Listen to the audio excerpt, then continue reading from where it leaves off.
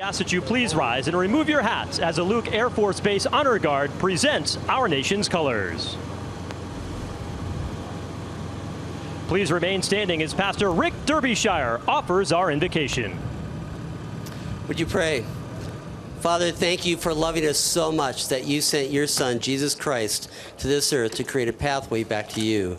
We commit this race to you today and ask for safety for the drivers and the crews and all the officials. We also pray for your protection for our military who serve around the world and our law enforcement, fire, and EMS here at home.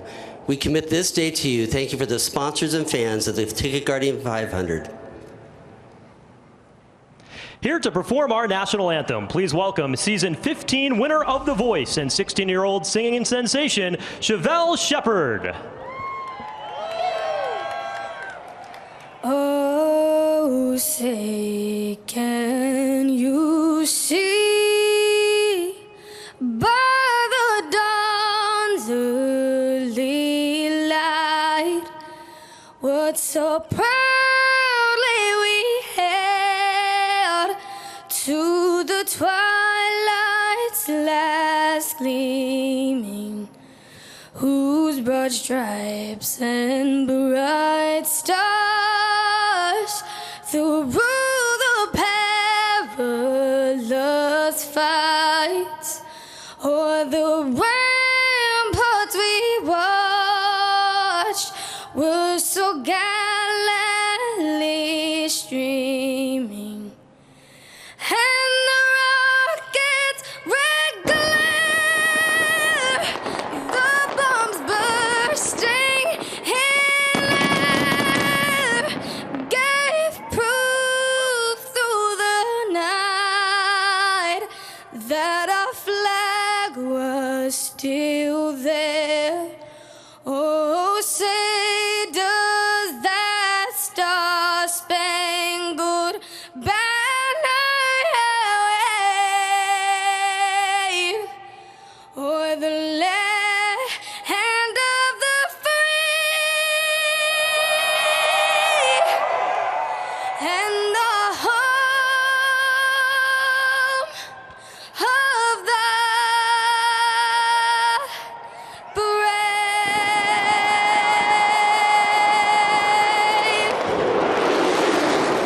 Wow, it's a second race of the West Coast Swing, 312 miles from the Phoenix Raceway. Do not go anywhere. We will be right back here on Fox.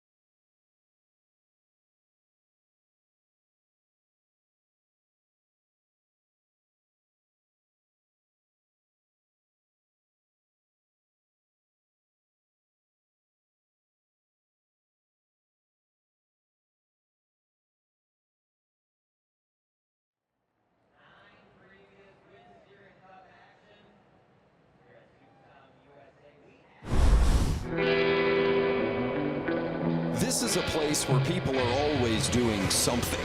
Run, walk, hike, climb. It's almost an embarrassment of things to do here. See these hills and mountains? All steep. Folks like climbing up and down these things just for fun. Seemingly sunny 365 days a year. Well, the nickname is Valley of the Sun. The population here loves the heat. On their skin, in their food, the hotter the better. Picturesque is an understatement here. Dare anyone to find a more scenic sunset. Good luck. This is Phoenix. Such a beautiful location. And you know, earlier today, NASCAR teams conducted the historical first draft for the all-new esports NASCAR Heat Pro League. The season of weekly esports racing will begin in May and can be seen live on Fox partner Caffeine. Caffeine is available on the Apple App Store and Google Play. Download for free today. It's going to be a great race out there today. We've got Kevin Harvick in the field. He's got 9 victories at the Phoenix track as he gets ready to climb into his race car and settle in for 312 laps. Yes, Michael? He's my pick. He's your pick. He's a good one, looking for 10 wins at the racetrack, but he might have to battle another guy, and that would be Kyle Busch, looking to sweep the weekend as he already has one victory in the Xfinity Series. He led 117 laps on his way to victory in November. Of course, Joey Logano looking to make it 2 in a row, and boy, oh boy, are those Penske team drivers on fire. Okay, let's go back to Phoenix. It is time now to get the command to start the race. Start the race. And now, for the most famous words in motorsports, please welcome your Grand Marshal, founder and chief executive officer for TicketGuardian, Brian Derbyshire, and his son, Hudson. Drivers, start your engine! Good job.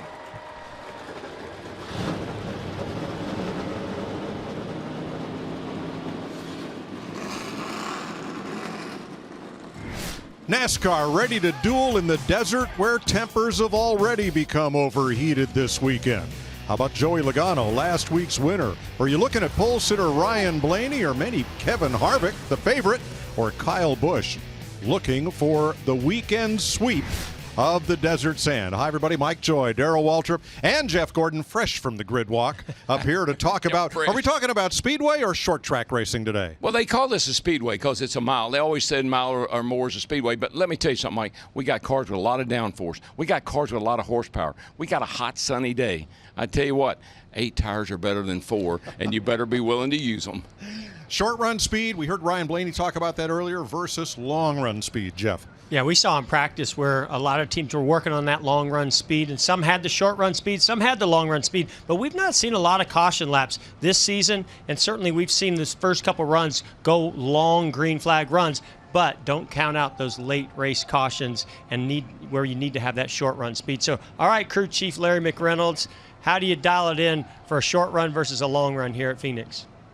Well, the big key, it's a short race, only 312 laps, and the stages are very short. You can do this race, Jeff, on about 3 to 4 trips to pit road. That does not give that crew chief very many opportunities to adjust on the car. I think the strategy is pretty straightforward, but if we get a caution late in one of those stages or late in the race, that strategy will be all over the place. Track position, track position, track position. That'll be the story of the day here in the desert.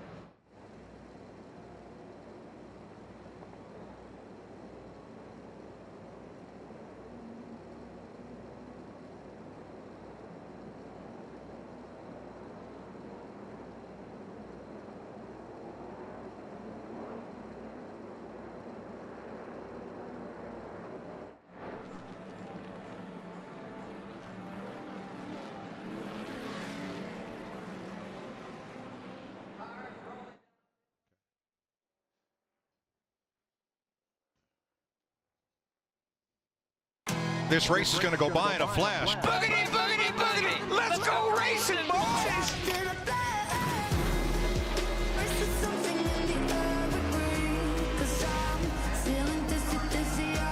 Nobody's going to give.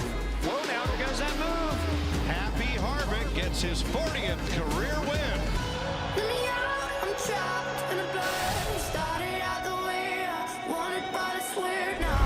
Welcome to Monster Energy Cup Series racing from Phoenix on Fox, presented by AstraZeneca. 36 cars in the starting field today. You'll see them at the bottom of the screen. Ryan Blaney with his second pole here. Chase Elliott with his first front row start at Phoenix. Denny Hamlin with a win here. Kyle Busch going for the weekend sweep. Jeff, let's go back to 8th spot on the grid. The guy that knows how to get it done around here. Kevin Harvick, Jeff, and the guys up in the Fox Sports booth. You got me? 10-4, buddy.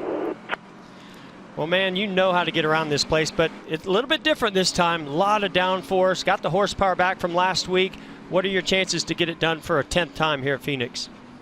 Well, I feel pretty good about our Jimmy John's Ford Mustang from practice. I think obviously it's going to come down to keeping your track position all day, and as we've seen over the last couple weeks, just not making mistakes, because they're going to be detrimental to your day to get back in the field. So got to keep up with the racetrack. I think it's going to change, and we'll see how our car starts here and then go from there. Yeah, you know, you mentioned the track change, and you were right on that yellow line, and you do that so well on the apron as well down in 1 and 2. But saw some guys search around that racetrack to see some higher lines. Is that something that will work for you today? Yeah, you know, with this car, it's been a little bit off the line in 3 and 4 as you run. So I think you're either going to have to be all 4 on the apron or even up a little bit. We saw Kyle yesterday during the Xfinity race work the top of that second lane in turns 1 and 2 down there. So I think it could be an option. It just depends on how rubbered up it gets. And I think a lot of people are going to fight tight conditions today. So that usually makes the groove move up if that's the case. All right, we're looking forward to the show. Have a good one. All right, guys. Thank you. This pit road is shaped like a fishhook. It presents a lot of unique challenges. Jamie Little. Well, Chase Elliott is starting on the front row, and his crew chief Alan Gustafson told me this morning they expected to have that good speed in qualifying, but that is where the expectations end. It has been a struggle for this 9 team all weekend long. They're looking at the short run speed. It's not there, and that could hurt them on this start and the restarts. Alan is hoping that all of the changes they made last night and this morning pay off, and they can finish at least in the top 10. Matt? Jamie lurking back in fifth is Brad Keselowski. Over the past 5 races, a win in Atlanta and 2 seconds. One of those coming right here at ISM last fall. They brought back that same setup, factoring in the new Mustang and also the new rules package. Brad has the feel he's looking for, that he thinks maybe today will be his first win here on the Desert Mile, Vince. Well, during the race here last November, Eric Almirola was sitting in position to win this race. He was second on a late restart, ended up 4th. Well, again, Almirola has quietly been successful this weekend. He has been fast on the long run, and that is what everybody else has been seeking, that long run speed. Is it good enough to gain those few extra positions and get the win? Well, they're as anxious to find out as we are. Thanks, Vince. 1 to go around this unique 1 mile oval. And let's see how this race lays out today. Larry. Yeah, let's take a look at our race analysis, Mike. Short race, as I mentioned, 312 laps, 312 miles. The stage is 75, 75, and 162 to the checkered flag. Pit road speed, pay close attention. 45 miles per hour. The fuel window, 78 to 84 laps, Mike. Thanks, Larry. So why do they call this a 500? Because 312 miles is 500 kilometers. Perfect. What a beautiful day in the desert, the greenness of spring here in the Arizona desert. Temperature's going to be in the low 70s. Track temp, full sun, 94. Not yet, Darrell. They moved the start-finish line. Not yet. I was getting ready to go. I know. Cars up. I was like, whoa, wait a minute. Right there is where the start-finish line used to be, that dark stripe across the track. But beginning last fall, they moved it around here to the exit of turn number 2, heading for the dogleg. That will make the start and restarts wild in the west. I believe you're right, Mike. And listen, all you folks at home, get your boogity on, okay? Let's go boogity, boogity, boogity, and go racing, boys!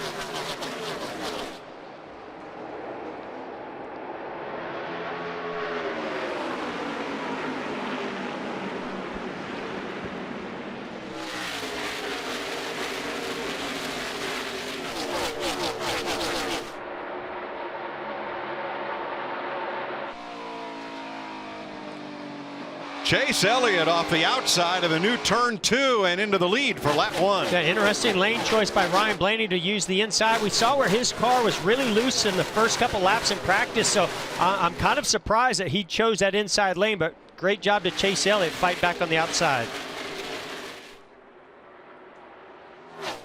Nine got a pretty nice start there, Mike. Yeah, he might have gotten too good of a start. Yes, he did. The word is that Chase Elliott has a start violation. Wow. And he will have to do a pass-through penalty. Let's take another look at it. Ryan Blaney, the pole sitter. That green and white car is the control car. Yes, so here they come to green. You can't beat that leader to the start-finish line. You can see right there Chase Elliott starts to accelerate and get a nose on Ryan Blaney in that 12 car as they get to that start-finish line. It's close. Now, this is one of the longest pit roads in racing, so that pass-through penalty, Larry, will be costly.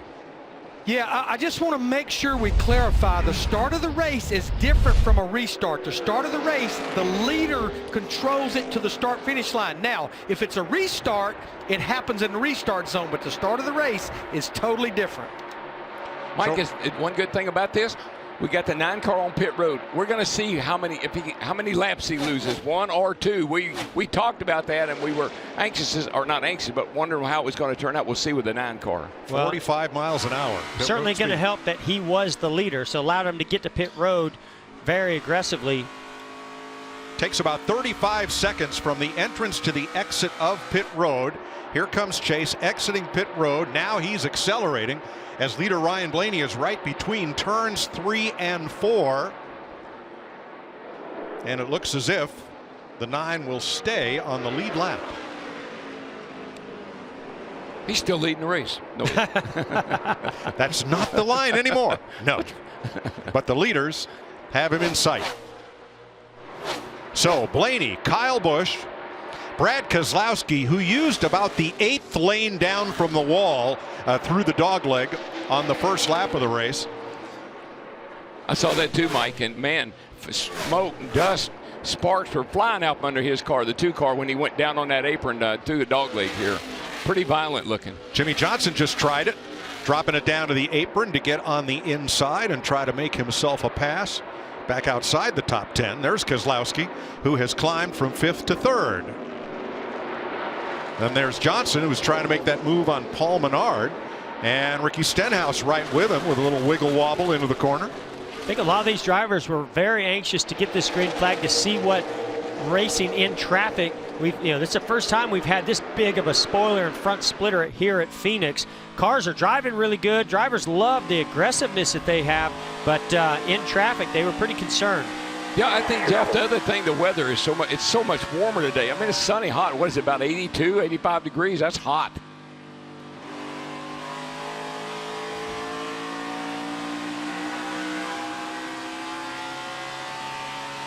Great view down this front straightaway. Here, I know you've mentioned it before, how it goes up and it goes down into turn 1. Great view from our visor camera with Stenhouse. Teammates 6th and 7th, Hamlin and Truex.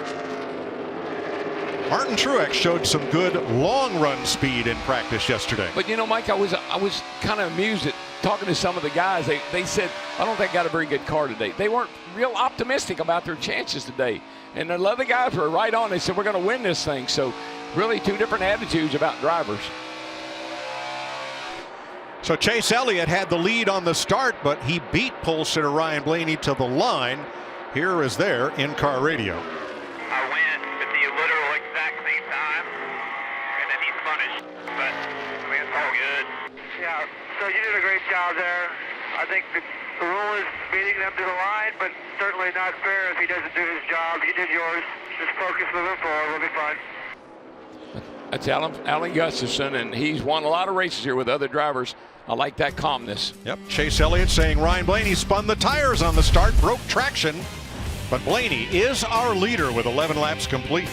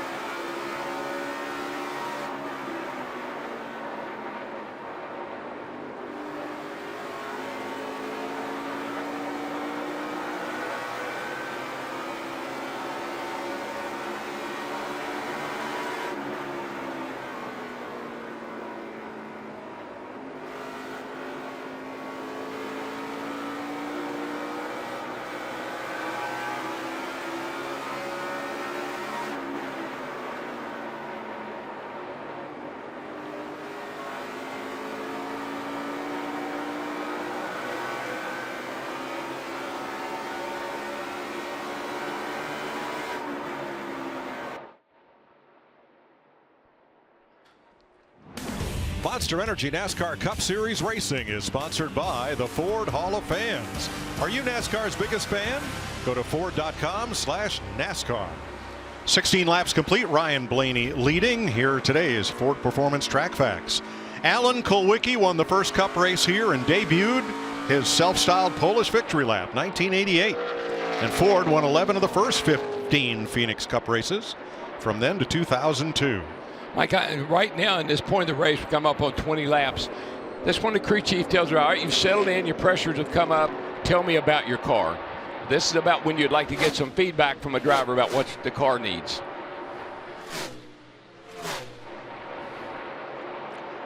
Kyle Busch up to second, 1 second back. Yesterday, he scored his 94th victory in the NASCAR Xfinity Series. Looked like he would face a challenge in the closing laps, but his two closest contenders, Justin Allgaier and the 20, Christian Bell, caught up in somebody else's mess, hit the wall, and were out of the race when a lap car blew up in front of him. So Brad Keselowski third. And then the first two Chevrolets in the field are those two young Hendrick drivers we met during the grid walk. Alex Bowman from Tucson, just a couple of hours down the road from Phoenix here, down I-10. And we've seen what Alex Bowman can do in this 88 car when he filled in for Dale Earnhardt Jr. Incredibly impressive at this racetrack with Greg Ives. So looks like that combination's working pretty well for him again today. I love Bowman. Talked to him there in the pre-race show. You know, he called Greg Ives, his crew chief, the Riddler. I said, what do you call him a riddler for? Because he speaks in riddles. Everything is a riddle. He don't want anybody to interpret what he's talking about. Well, let's ask Jamie. Well, Alex Bowman, I talked to him this morning, and he was really bummed out. He just didn't know what to expect for today. He said his track is really different with the setup of the race car. The way you have to drive it is so much more aggressive than before, so he didn't expect much. Well, so far, he says he's really good at one end, a little bit loose in the other end. But another issue he's having right now is a little bit of brake shake, and you hear that from different drivers. So let's go over to our crew chief, Larry Mack. What exactly does he mean by brake shake, and what can he do to fix it? Well, I think the biggest thing, Jamie, what he's describing is when he puts his foot on the brake pedal, he is feeling a vibration back through the rotors. And you know, brakes are so different today. We always get concerned about brakes having too much heat, but it's almost like the brakes today, Jamie, they need a little additional heat, and I think that's one reason I don't see that big of brake openings on the front of these cars. The brakes may not have enough heat on them just yet, and that's why he's getting that.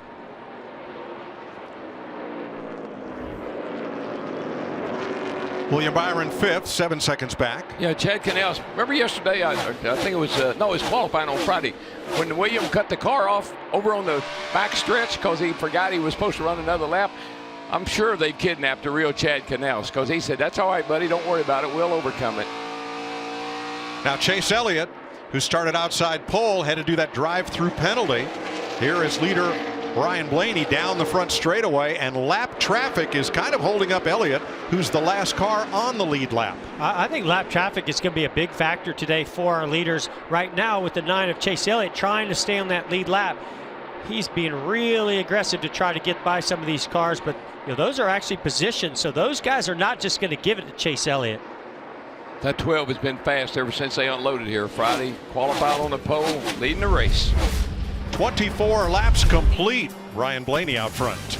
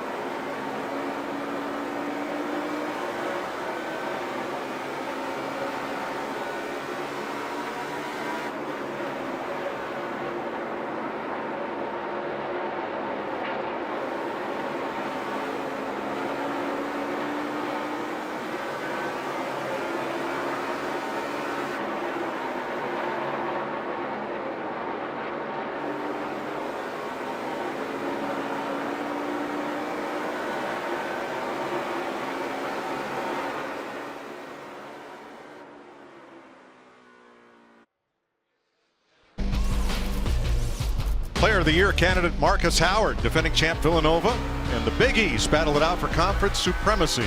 The 2019 Big East Tournament tips off at Madison Square Garden March 13th through 16th on Fox, FS1, and the Fox Sports app. Ryan Blaney has led every lap so far, but here comes Kyle. Kyle Busch, that is, coming off his Saturday win, who started 4th up to 2nd, and 2 of Kyle's teammates have been battling hard for the 5th spot. Just outside, clear. Yeah, we had actually watched Martin Truex Jr. in that number 19 in practice. His car did not take off very good, but on the long runs, it was one of the best cars. And so we see now, this run starting to get longer. See Joey Logano making a move on William Byron. And then one of the other things, we talked to the 11, Denny Hamlin pre-race, talking about him using that outside groove. He's already searching the racetrack and making it work up here. Watch what Denny Hamlin does as he goes down in here into turns 1 and 2. Yeah. Wow. Quite a bit of grip on the outside of 1 and 2 down there. Always has been. Turns 3 and 4 here a little different. Layout a little bit different.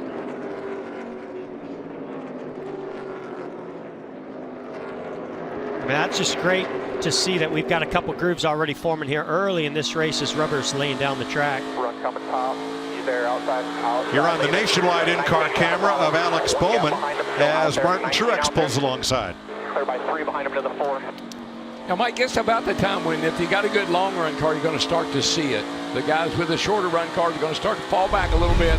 Guys that have got a good car for a longer run, you're going to see them start to move forward like we're seeing with the 19 car. So here comes Harvick in the 4, to your point, and Joey Logano in the 22. Clear 22, come with 2 back. We heard Alex Bowman talk about some of the challenges that they were dealing with, and looks like they're going to have to make some more adjustments throughout this race. Here's a great battle heating up for the lead. Chris Buescher, who was fastest in yesterday morning's practice, trying to stay on the lead lap. Blaney trying to get by, and Kyle Busch trying to take advantage. And he did. Went around him on the outside with using the 37 there as a pick. That's just good anticipation right there. Well, and a lot of times you're in a better position being in second than you are actually leading. When you're coming up on some of these lap cars, when you're in second like Kyle Busch was, you can look ahead and see what's happening and maybe plan a way to get that momentum to make that move work, which he did a great job of. So the laps that Chase Elliott led from the green flag actually are credited to Ryan Blaney, since Chase was penalized for that start. So Blaney led the first 35 laps, and now the Candyman's out front. Well, he said he liked this paint scheme and has been very successful with it.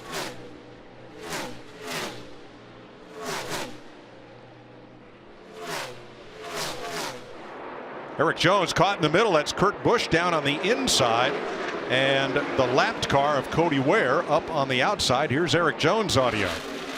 Whoa! Really bad vibration. I don't really know what it is. Hold on. And now we know. Wait, was that a tire? Yeah, right rear? Looked like a right rear tire down. So I wonder if that vibration had something to do with the right rear rotor heating up, or maybe even had it come apart. What a break for Chase Elliott. He'll get to come around now. Eric Jones was 12th, Jamie. Well, he was complaining that he had a vibration and thought maybe it was a loose wheel, but then he said to his crew chief just a few moments ago, remember that right rear shock issue we had at Charlotte last year? I wouldn't be surprised if that's what's happening here. He said it feels like it's about to fall apart, and that was 1 lap before he spun.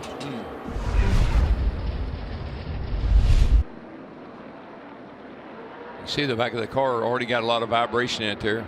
See the tire come apart. Tire blew out. I mean, if they were to have a mount with that shock brake and that shock come over and rub the right rear tire, that could have caused it, or if it was in the brake pedal. But it sounds like Eric Jones seemed to think it was more of what was going on with that right rear shock. And you know what? It sounds like he knows that they know what it is, because, you know, when he said it feels like what happened at Charlotte. Nice job keeping it off the wall, trying to minimize the damage. And here it is in real time. You get a chance to see how quick you have to react to that situation. And there's almost nothing you can do when you have a right rear tire that blows out like that going in the corner. So, yeah, you're right, Mike. Great job. So, Larry, track position or 4 tires? What do you want? Yeah, Mike, we're halfway through this stage. I mean, we ran over 35 laps, which means when we go back, there's going to be over 30 laps to go. I think you have to come get 4 tires here. But there may be some drivers near the back that rolls the dice and comes and get rights only. But I think 4 tires is a way to go, especially as hot as the track is. Well, Chris Buescher is the first car 1 lap down at the moment of caution. He will get the free pass. So the newly configured pit road, it's shaped like a fish hook. You enter at the top where you tie the hook to the line. That is up at the top of turn 2. You come all the way down the straight part of the hook, and then most of the pits are in the hook end, what is now turns 3 and 4. That's a long ride down through there till you get to your pit box. And a lot of timing loops where you can get yourself in trouble by speeding. 20 of them. 20 timing loops. So here they come. Matt. Mike, you mentioned the fish hook. These pit boxes, polished concrete, 40 by 11. Kyle Busch's team goes to work, gingerly runs around the car, not to slip, extra traction grip on the boxes. No changes really to Busch's 18. The car a little tight, a little free. Meanwhile, a little bit farther up on the back straightaway is the 2 of Brad Keselowski. Track bar adjustment and air pressure change for him. Jamie. Ryan Blaney in that coveted #1 pit box, just a little bit loose on entry and tight in the middle. They're going to drop the air pressure a bit on the front tires. It'll be a 4-tire stop here for the 12 as they keep an eye on the competition to see. They'll drop that jack as soon as they need to. Denny Hamlin is first off pit road. Austin Dillon, Jimmy Johnson, Kyle Busch, and then Ryan Blaney.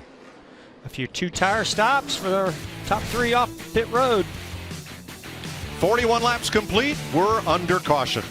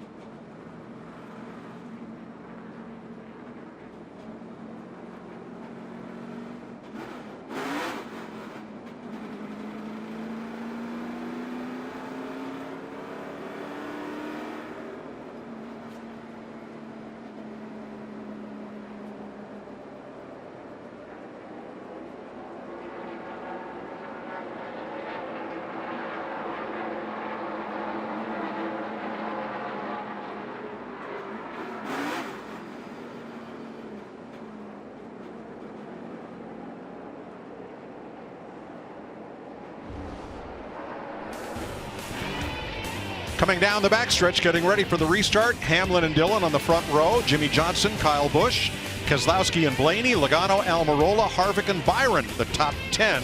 Buescher the free pass. Too fast entering Ryan Newman. He goes to the back of the line. Too fast exiting Martin Truex. He drops out of line to go to the back, and we are ready for the restart. 5, 4, 3, green flag, you went early, way early. You're clear all around when you get there. Do not change lane, and you're clear, all clear. 48 outside the 2, 22 show right on you. Still outside the 2. Still outside just the 2. Quarter. Half lane all clear. You into 3, full bottom. Clear. Behind the 4 is clear. Behind the 4 is clear. Right at your door, half off. Still there, clear, clear, clear, still there. Outside, looking outside, he's there. Lane between, he's out there, good behind. Downforce pan all. Still out there, one lane up, there you go. Still outside. There, still out, 41. Still out. Clear out.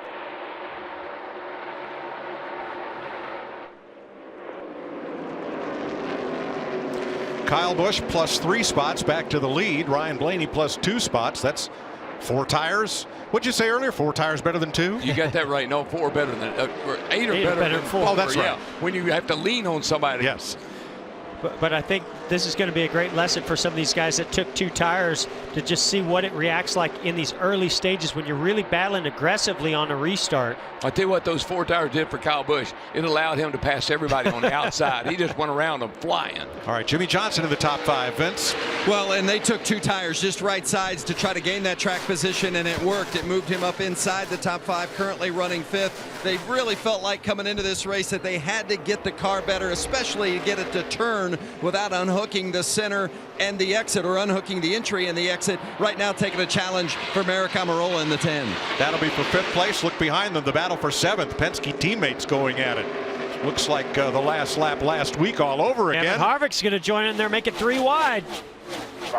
Downstairs for Harvick, and he pops out ahead of Keselowski. And down below that yellow line, you know, there's just a ton of grip in that first, second turn down below that yellow line. All 4 tires below that yellow line.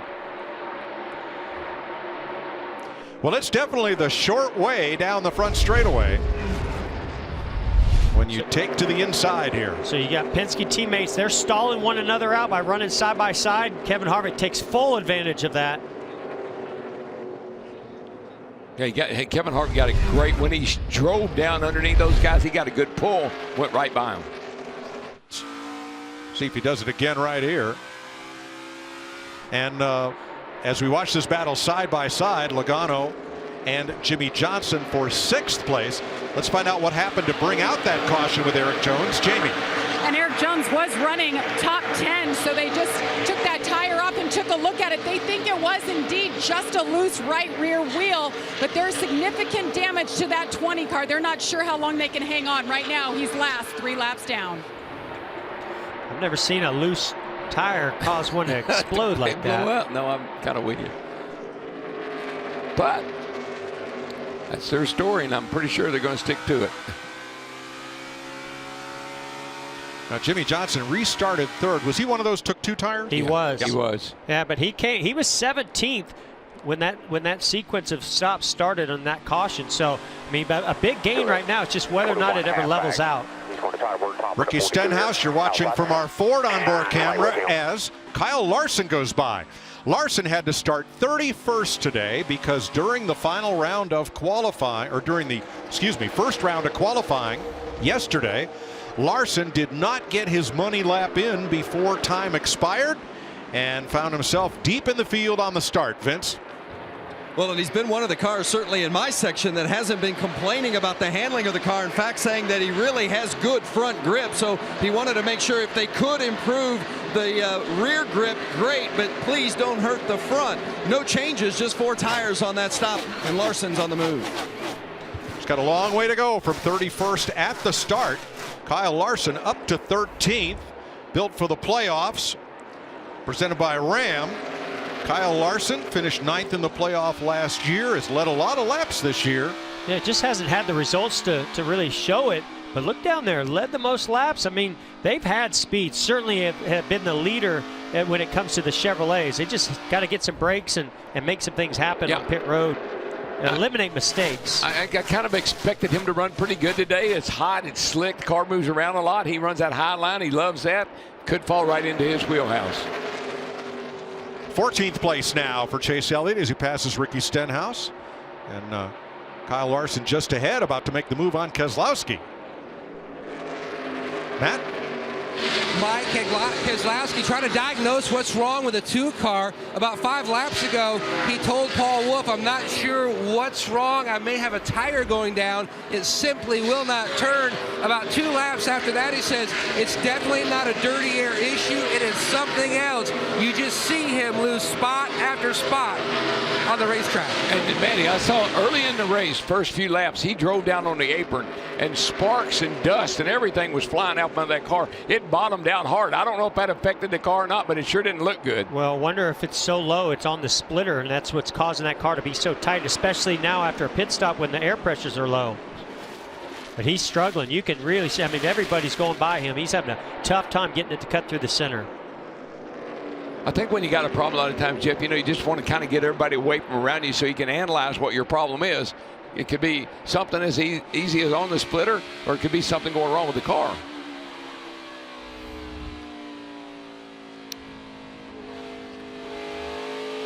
We haven't seen a lot of people cut this corner yet. We've seen a few do it and gain from it, but it still might. It's really dirty when you get down below that yellow line through the dog leg. Jimmy Johnson's probably done it more than anybody else. Now here's Kevin Harvick, restarted 9th. Jamie's up to 7th. Well, Mike, as you know, walking through the garage this morning, all crew chiefs had their eye on the Ford. They thought he was definitely going to be the car to beat today. Even his crew chief, Rodney Childers, told me they felt really good by the end of practice yesterday. He didn't feel like they made a single wrong adjustment. It was just fine-tuning this race car. But since the race has started, Kevin said he's just sideways loose, no grip on exit. On that stop, they put 4 tires on it, wedge and air pressure adjustment. I think it's a big race today for this Ford team, Mike. They've struggled a couple of races here. Atlanta, where we expect him to win. Vegas last week. If he doesn't win today, they got some issues. Up front, it's the Joe Gibbs Toyotas of Kyle Busch and Denny Hamlin. Big shout out to Denny Hamlin, you know, making that gutsy call, take 2 tires, get the track position, and he's hanging in there tough in that second position with those 2 tires. Here's our Toyota onboard camera, riding with Hamlin in 2nd place as Ryan Blaney closes in.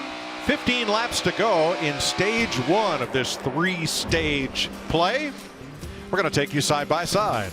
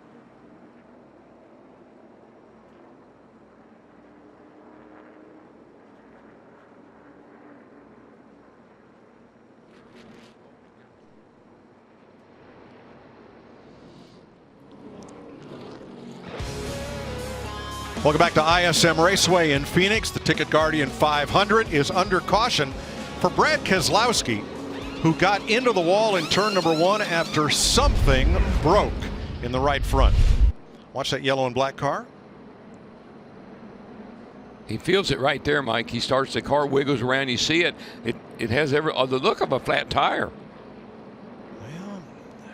Well, it's either a right front suspension issue. Ryan Preece, excellent job of avoiding that. But I think Brad was right. I don't think he ever hit the wall very hard. It surely didn't look like it.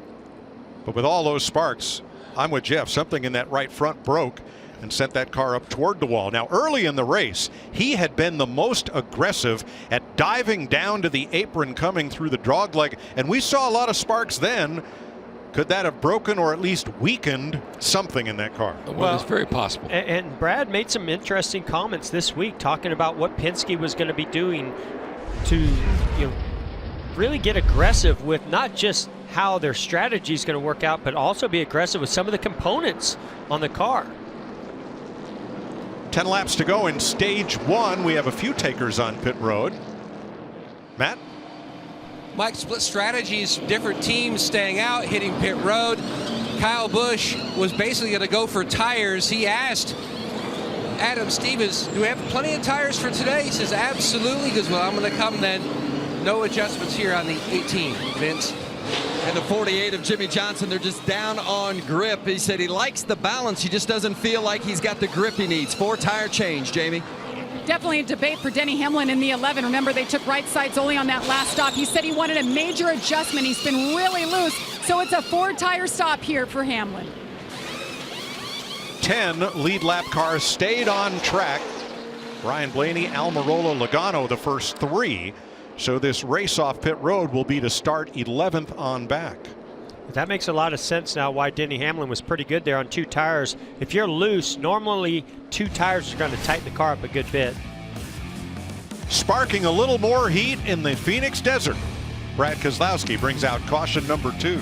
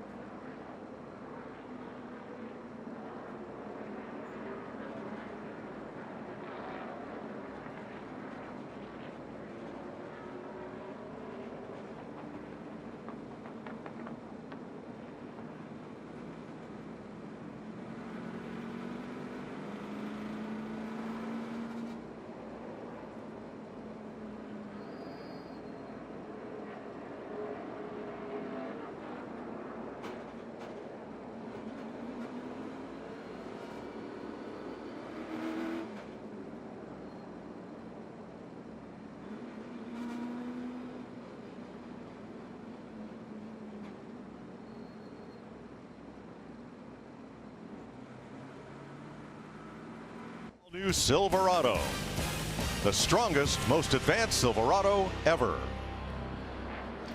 We were ready for the restart, but Daniel Suarez's car came to a halt just after the dog leg and not running. He has been pushed to pit road. So we will add a lap here before we go back to green. Tough break for Daniel, who's had an eventful weekend that began when he went to the hockey game here Thursday night. Michael McDowell was also in attendance. A number of NASCAR drivers went. And then Friday after qualifying, Suarez felt he was blocked on his flying lap. He went to go talk to McDowell, who wrestled him. Suarez threw McDowell to the ground. Crewmen got involved and intervened. They spent some time the next morning in the NASCAR trailer after they had talked it out. And then today, guess what? Since they qualified side by side, they got to ride in the same truck around the racetrack and wave to the fans. But by now, everything seems to be okay. Here's Jamie on the 41. Well, I talked to Daniel right before he got in the car, and I said, what was that ride around like? He said, it was a little awkward. I said, well, what did you say? He said, I told Michael straight up, if you see the 41 again on the racetrack, I expect much more respect than you gave me on Friday. They agreed, but definitely not friends moving forward at this point. Now, the 41 race car, he has no response. When he switched, he told the team he hit the kill switch to cool down the engine, and when he tried to start it back up, there was no response. So they just switched out the battery and see if he can last till the end of the race, guys. Well, these electronic engine management systems, they do have a definite starting procedure when that happens. Back under green, and it's Ryan Blaney as Almirola doesn't go, and they fan out 4 wide. Joey Logano going to take advantage of that. Now we're talking.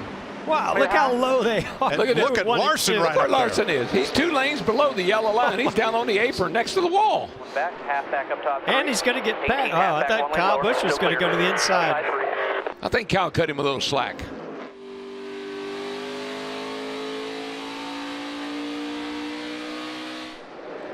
Denny Hamlin with a nudge to Hemrick, and here we're 3 wide again through this through this dog leg and down into the corner with Blaney, your leader. 4 laps to go in the stage. Everybody fighting for stage points and track position. Look at that. Man, what a crowd back there. Larson trying to hold on to 5th. Kyle Busch wanting 5th. Harvick trying to stay 10th by himself. Here's the group behind him. It's a heck of a view right here from the booth now, where we can see these cars drive down on that apron through the dog leg here. That's pretty interesting. Well, I mean, Kyle Busch just went about 3-4 car widths down on that apron to make that pass on Larson. That just shows you how much grip there is in these cars this year with all that downforce that they have with that big spoiler. Pit road closed with 2 laps to go in the session, in this stage rather. Daniel Suarez got back on track, lost just 1 lap through all that. Boyer down to the bottom, that orange number 14. Ryan Blaney now alone out front by half a second over Almirola. So it's going to get really interesting here. You know, Ryan Blaney pretty much going to get these playoff points at stage points, but you've got the 18 of Kyle Busch, who came in, took those 4 tires on that last caution. Will he stay out? 3 wide again. Stenhouse with a big move there, caught in the middle. And 10th place right now, Kevin Harvick is going to hold off Denny Hamlin, it looks like, to score the final stage point, as Blaney gets the green and white checkered flag, winner of stage 1 from the pole. Harvick was looking for another point himself, almost got by Chase Elliott there for 9th. But this car right here, good on the short run. I don't think he's got the long run speed yet, but he's really good on that short run. For the 2nd time this year, Ryan Blaney is a stage winner.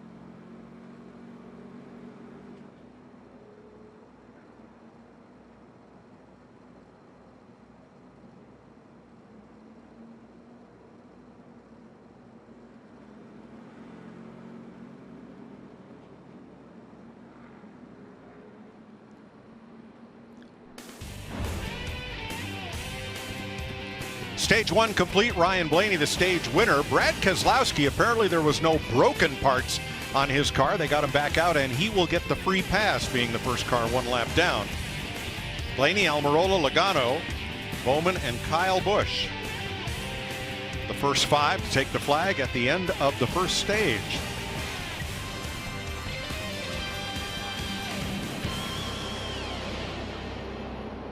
Getting ready for pit stops. 2 cautions so far, lap 39, lap 63, and the stage ending caution, lap 75.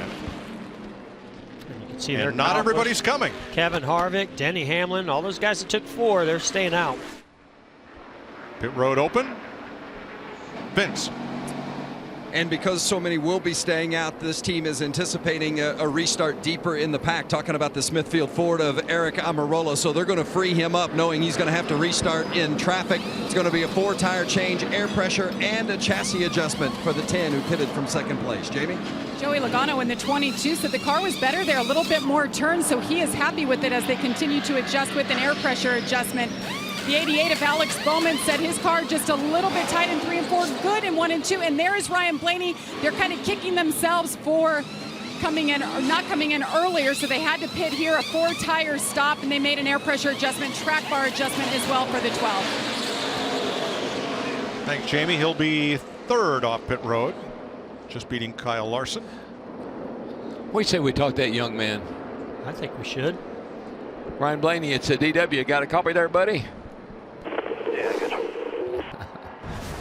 Man, I mean, you've had a fast horse ever since you got here. You won practice, you start on a pole, you won the stage. How's it feeling? How's it going out there today? Feeling good? I can always feel better.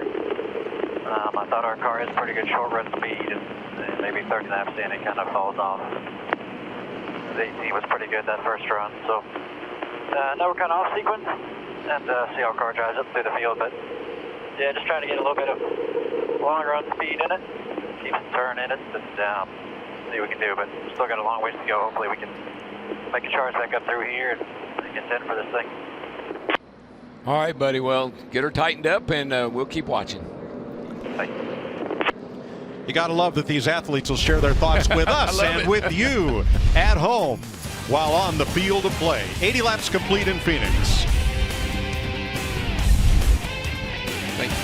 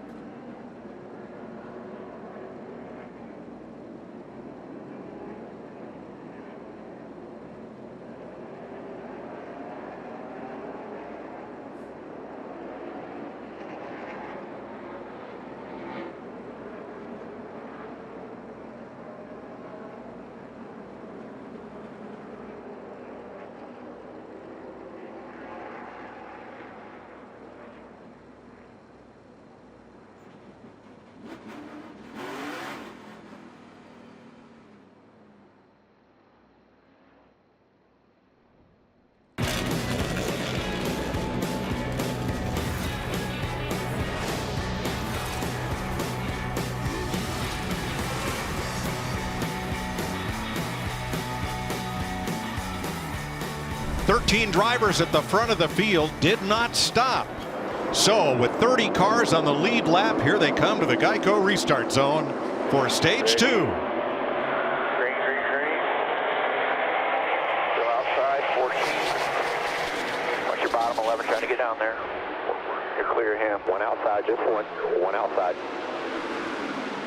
5 wide. Inside, you got the momentum. There, just the 19. 2 by 2 behind. Clear on exit.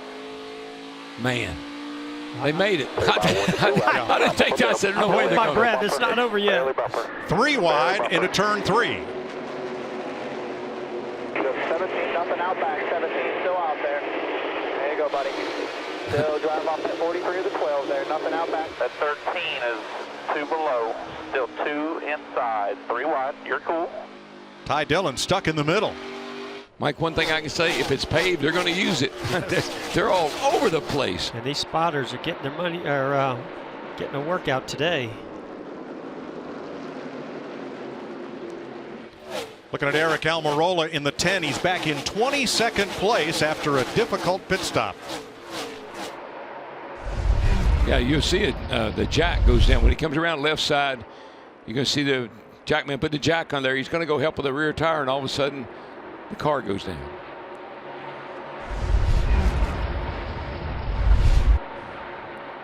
So he restarted 22nd. He's picked up 3.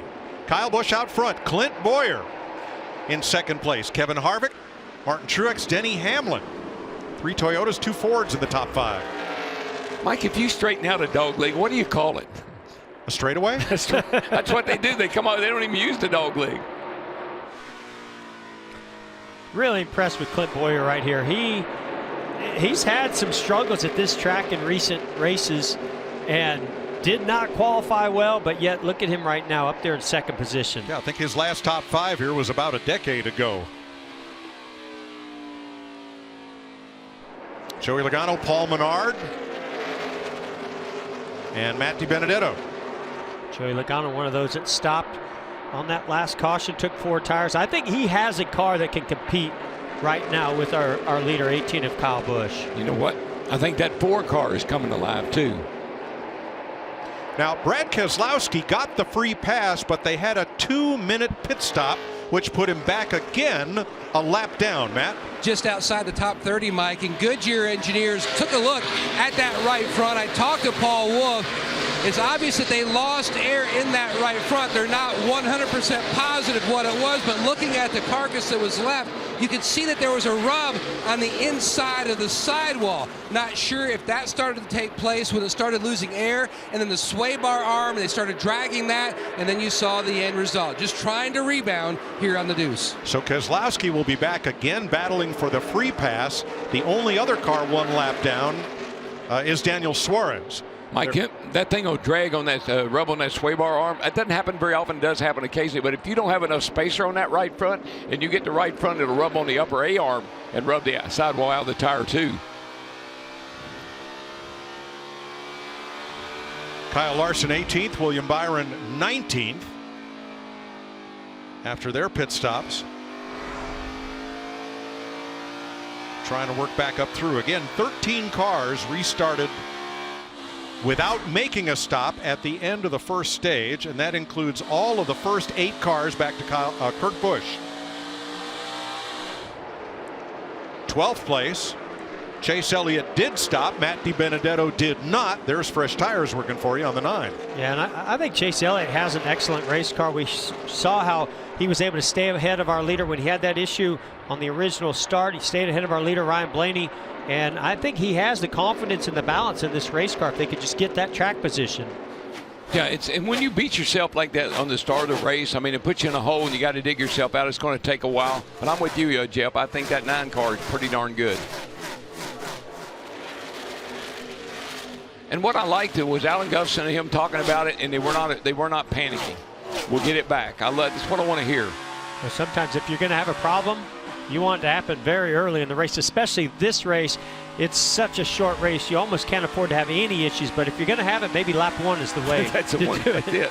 Now Stenhouse and DiBenedetto on the same tire schedule, and here's the fight for the free pass. Well, and we had just seen where Keselowski had position on Suarez, but now Suarez is fighting back. That Suarez is a fighter, boys. I'm just going to tell you. And the Dillon brothers having a little dust up here. Austin and Ty both came in for tires at the end of stage 1. That 41 and 2 battle won't quit. They're still side by side. Yeah, Keselowski is not wanting to give up that position. He wants that lap back if that caution comes out. Now Bubba Wallace did not stop at the end of the stage. Eric Almirola did. Almirola trying to get back up to the front. Now I think Bubba finished 10th here in the fall race last year, so he gets around this joint pretty good.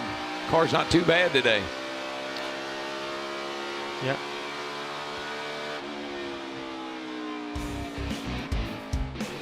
Kyle Busch out front of Clint Boyer, Kevin Harvick, Martin Truex, and Denny Hamlin.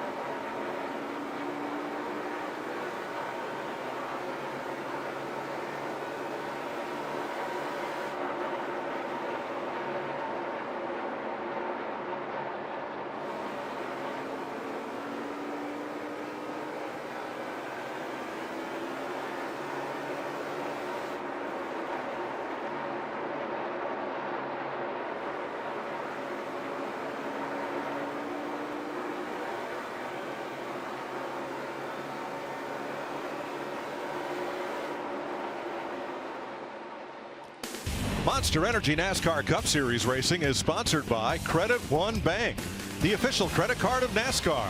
Perfect for race fans. 101 laps complete. Kyle Busch out front. He leads your list of Toyota's top performers. Busch the leader. He's been out front for 47 laps.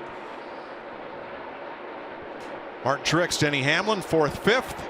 Matt DiBenedetto 13th, and Eric Jones brought out the first caution of the day. He is 7 laps down. That fight to be the free pass car, that just won't quit, will it? They did run single file for a while, and then 2 more laps side by side, and things got a little close for comfort. Yeah, see Suarez gets a good run off of turn 4 there. Runs Brad Keselowski a little wide. Brad has to lift. He gets the spot. One of them is going to get their lap back on the next caution flag. They are the only 2 cars 1 lap down. Yeah, I think Suarez is a little bit better. He's pulling away from Keselowski there. Now they got around him. They quit battling each other. So I believe the 41 might be a little bit better.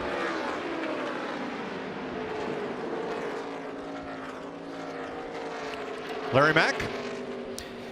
Well, Matt Yoakum was talking about Brad Keselowski in the 2 car, possibly that tire going soft and actually rubbing the sway bar arm. Let's go to our Ford Performance Cutaway car, and I'm going to show you probably what was going on right there.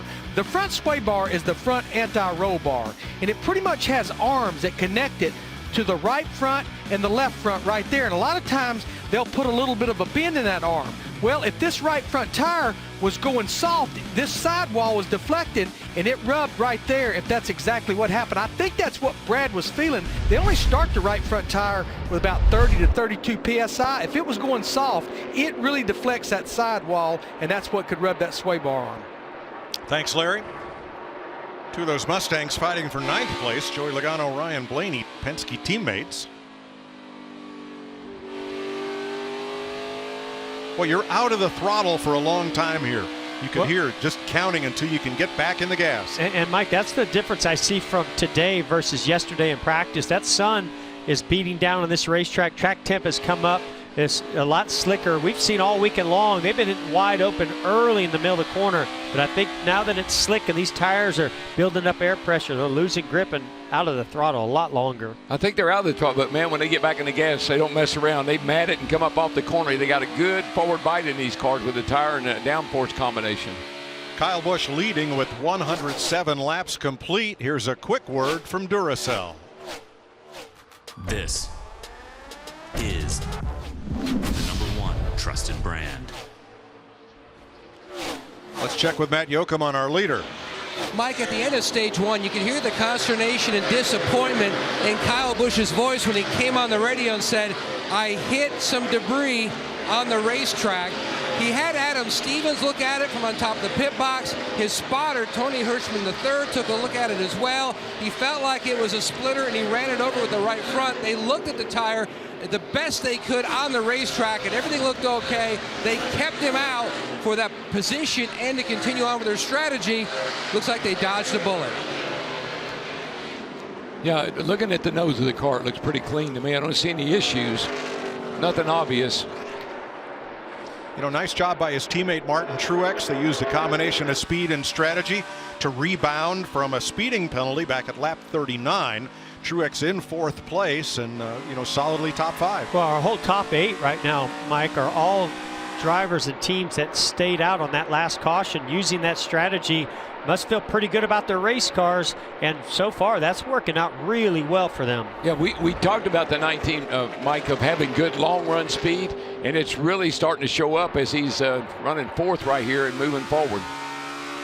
Yeah, guys, this is actually going to work out for everybody, because whether you pitted on lap 66 back when Brad Keselowski had his issue or the end of stage 1, fuel-wise, you can make it to the end. But if we got a caution right now, everybody's going to pit, so that really pays dividends for those top 8 drivers that they have a little older tires. Everybody would pit should the caution come out. So the first driver on track who did pit at lap 79 at stage end is Joey Logano, followed by Ryan Blaney and Chase Elliott.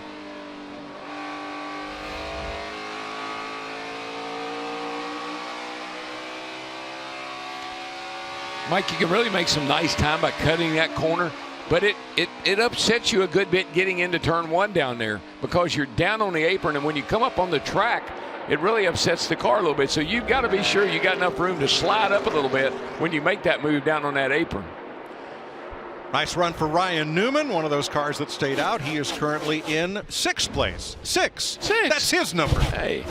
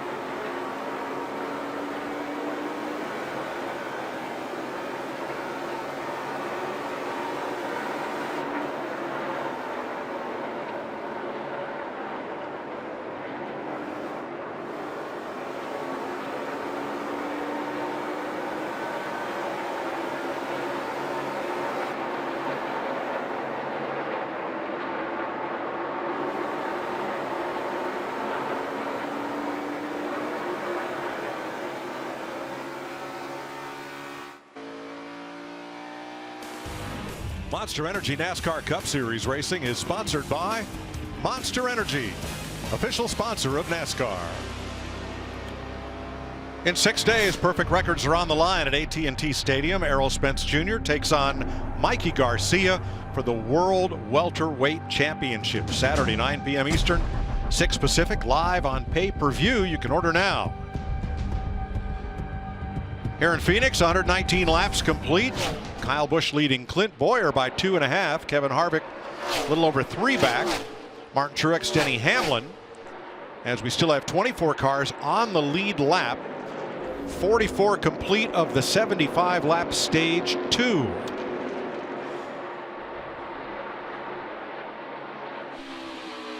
Track temps come up 6 degrees. The ambient temp up 3 since we started today's race. No shade. Pretty hot on this 1 mile surface. 104 degrees, pretty hot track temp. But you know, this tire combination that Goodyear brought here's a little harder combination they brought because they more downforce, more speed. Seems to be hanging in there pretty good. Seemed to work well. And here from our visor camera on board with Ricky Stenhouse Jr. in the number 17, you see how flat turns 1 and 2 are. So when that track is hot and slick, man, there's just no grip. That's why you go on the apron. Yes. Here we go, man. Watch this. You go downhill right here. It's a downhill run. And right here, look, you get up on the hump of the dog leg. And then right here, you sail off into that third turn. You're running downhill, and you really have to be careful not to overdrive that first turn down there. Then you go down the front here, and you're hard braking right here. It's an abrupt, really hard left-hand turn into turn 4 right here. Not as wide. You don't widen out this turn in the middle like you do turns 1 and 2. But you do get that nice sweeping run off of the corner. And a huge difference from a year ago when they had a tiny little rear spoiler on these cars. They were using a ton of brake, laying on that brake pedal to get it to slow down into turn 1. Now with that big spoiler, they don't need a lot of brake. Well, here's our Chevy onboard camera riding with William Byron. He and Ty Dillon just ahead of him now.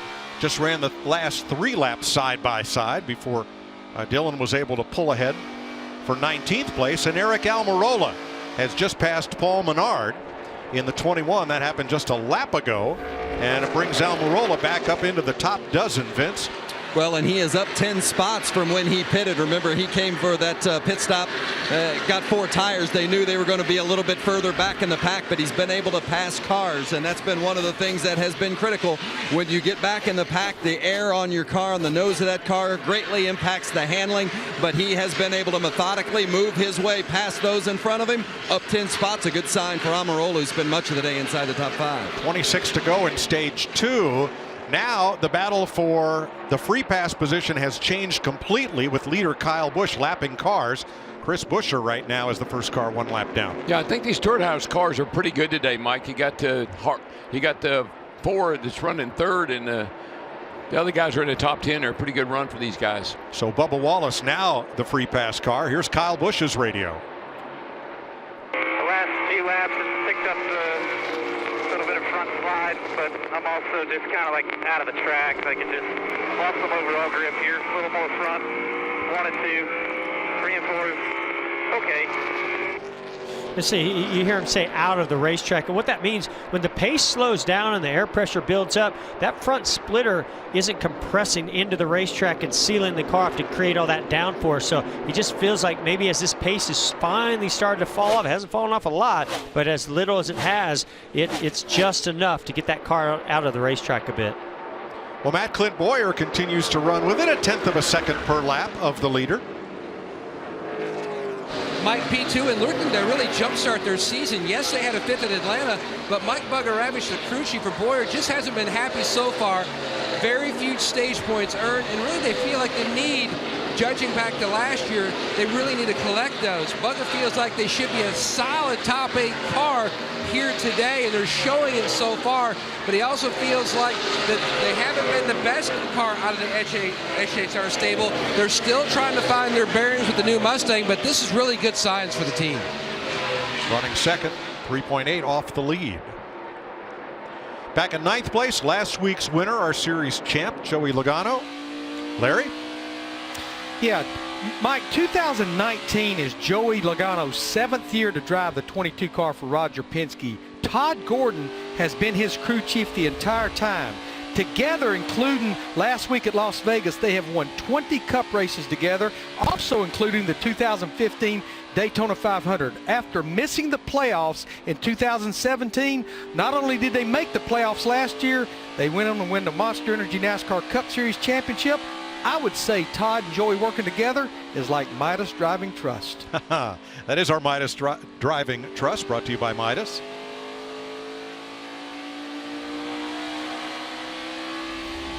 Joey in 9th place. He's got 0.8 of a second on Chase Elliott in 10th. 20 laps to go in stage 2. 3 different leaders today: Kyle Busch, Ryan Blaney, and Denny Hamlin.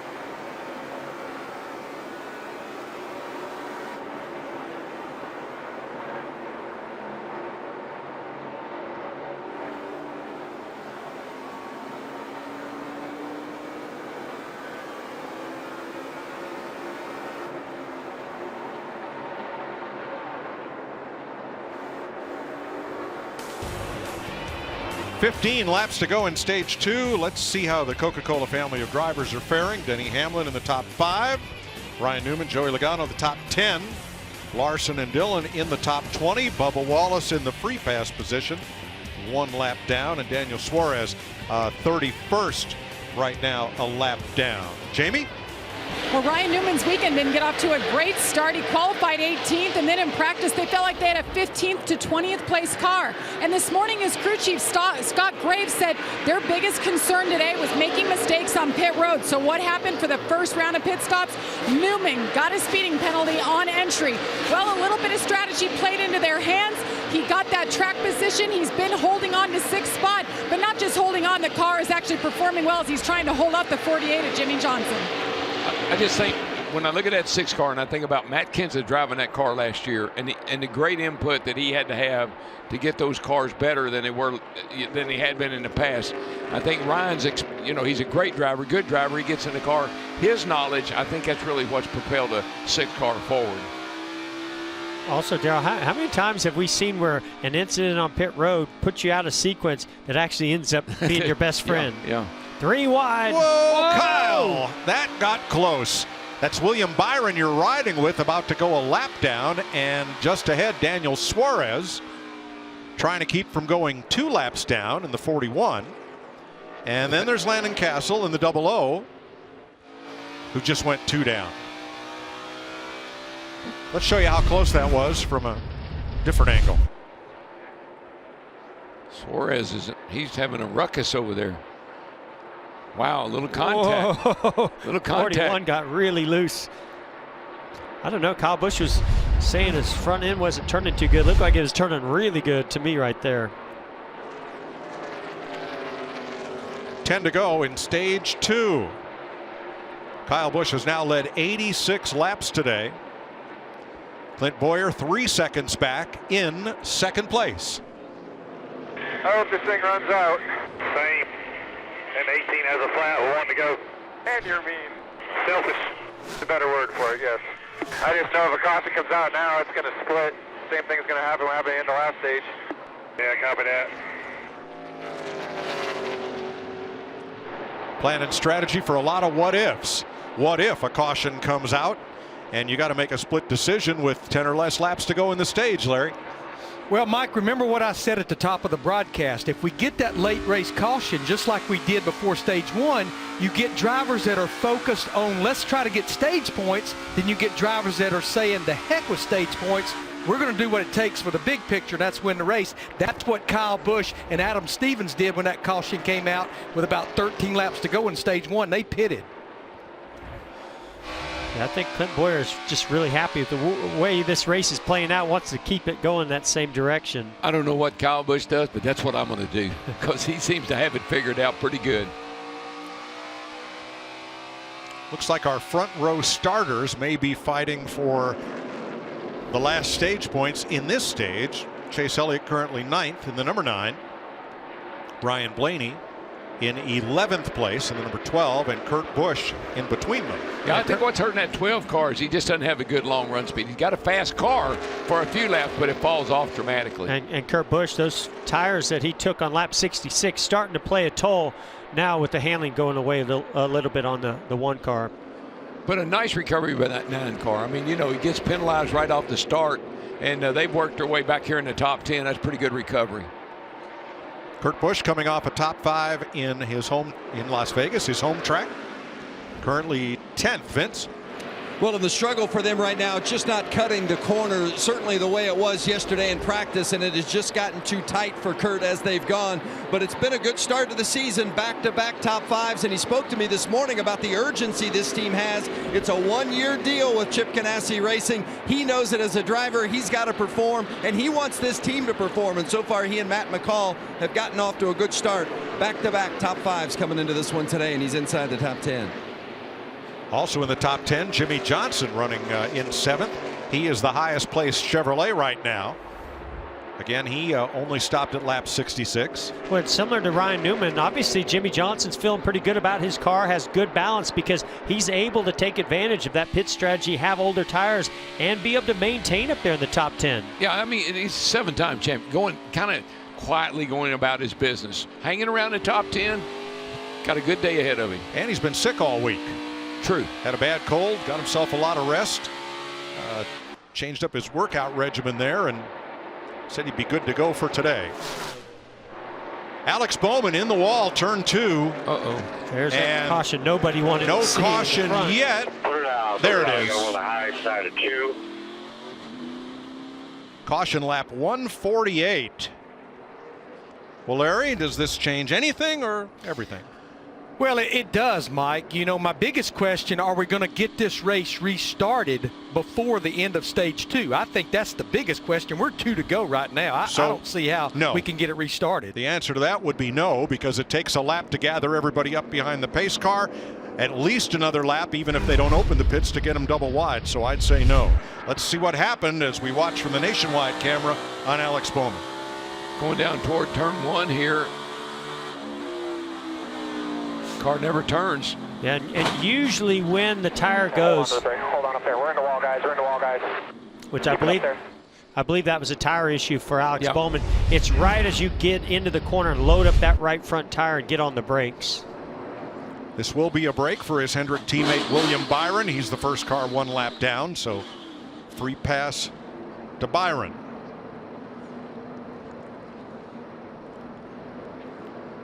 NASCAR chairman and CEO Jim France taking in the action, spends a lot of time down in that garage area. Very active. Interacting with the stakeholders in this sport. He reminded me so much of his brother Bill. I mean, Bill was in the garage. Bill France Jr. was always in the garage, and ever since Jimmy got in charge, kind of in the role he's in, he's always in that garage, and everybody knows they can go talk to him. And I love that about him. So next time by, we'll complete stage number 2. And there is your running order on the final lap of this second stage. It would be Kyle Busch's second stage win of 2019.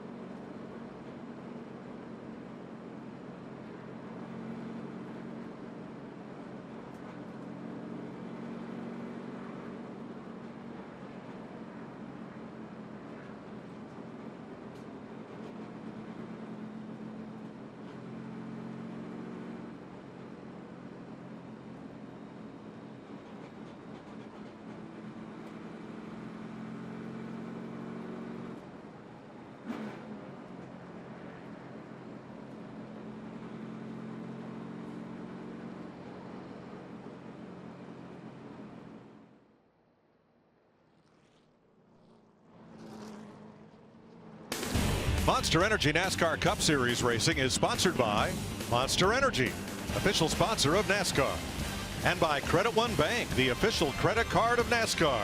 Perfect for race fans. So your stage winners today, Ryan Blaney and Kyle Busch. Remember last fall when Kyle won, he also was the first car to the line in stage 2. Now let me clean up about the free pass. When the pace car gathered up the field, William Byron was the first car 1 lap down, but at the moment of caution, Alex Bowman was the first car 1 lap down. Therefore, since Bowman brought out the caution, there will be no free pass car. Got it. I got it. Thank you, Mike. Mike, and tell you something else. Unless somebody down there's got a magic wand, I don't see him catching that 18 car because he checks out in a hurry. Now they got to come down pit road and have a pit stop first. Yeah. Well, now, Jeff, we just had a run of 64 green flag laps, longest one of the day, and it got interrupted by a cut tire. Yeah, and we don't know exactly, was that a melted bead from overheating it? Was it running over something? We don't know what caused that, but it is kind of suspicious that that was our longest run, and I expect us to have another long run here in this final stage. Pit road is open. Matt. Mike, Busch, Boyer, and Truex, they're pitting on the backstretch, the big, long, straight section of this curvy pit road. Boyer says he's getting beat on entry. Busch goes a little bit deeper into his box. No changes, though, he wants on that 14. Busch was saying the 19 was losing the nose and overall grip, the car on the tight side. And the same for the 19 of Martin Truex. He said he was burning off his rears and had a lot of brake shake. Jamie. Kevin Harvick in the 4, just too tight off 2, looking for that handling just to be a little bit better. Hasn't been quite the way he's wanted it so far in this race. A 4-tire stop and air pressure adjustment. Here comes Kyle Busch around pit road with a full head of steam, and he's going to win the race off pit road. The AstraZeneca race off pit road has Boyer in second, Truex, Newman, and Harvick as the first 5 to come out. What do you say we talk to our Stage 2 winner? Sounds good. Kyle Busch, this is Jeff up in the Fox Sports booth. You got me? Yes, sir. What's up? And you are. Things are looking an awful lot like last November when you won this race. You won Stage 2 then. You just won Stage 2. How about the rest of this final stage? What do you got for him? Well, I hope we continue on just like that. You know, certainly we've shown we've got a pretty good piece here, and the car's good to drive. So hope we got to keep it that way. Keep it out front here. Pit stops are rocking and rolling. So you know, see what we can do. All right. Good luck the rest of the way. Thank you. Kyle Busch looking for his 52nd career victory in the NASCAR Cup Series.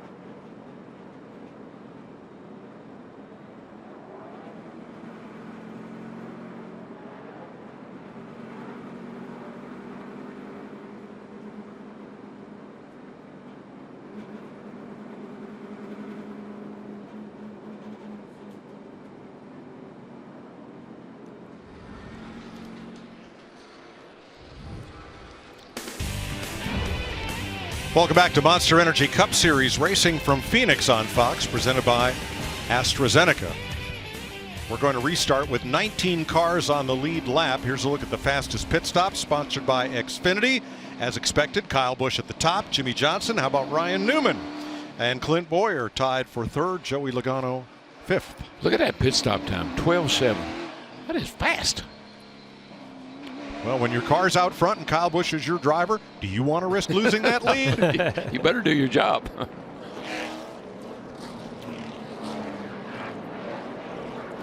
Stage 3, which will take us the rest of the way. 19 lead lap cars, Kyle Busch, Clint Boyer, Toyota and Ford lead them into the Geico restart zone. Green. 2 behind you, 2 by 2, small run on your bumper. 2 by 2, staying in line with you, looking low.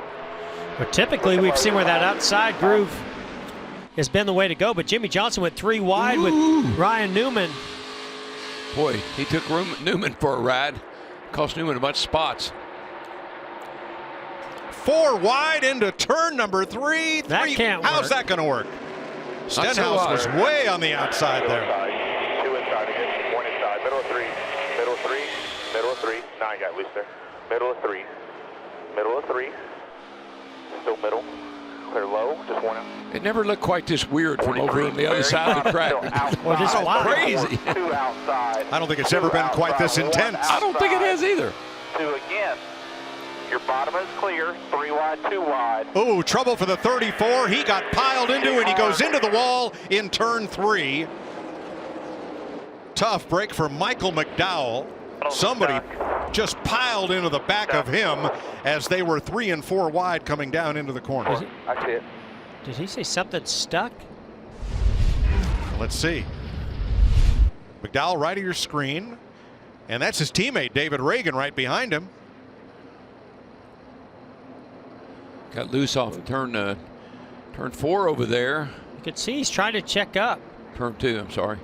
You can see he's trying to check up halfway down that back straightaway. Yeah. And just. Yeah, Reagan hit him because McDowell's car just stopped accelerating. Something weird happened off turn 2 here. You see him get loose, smacks the fence a little slowing bit. down right there, and David Reagan nowhere to go. Gets just into his left rear and turns him enough to hit him get him in the wall. Wonder if he felt maybe a tire or something going down.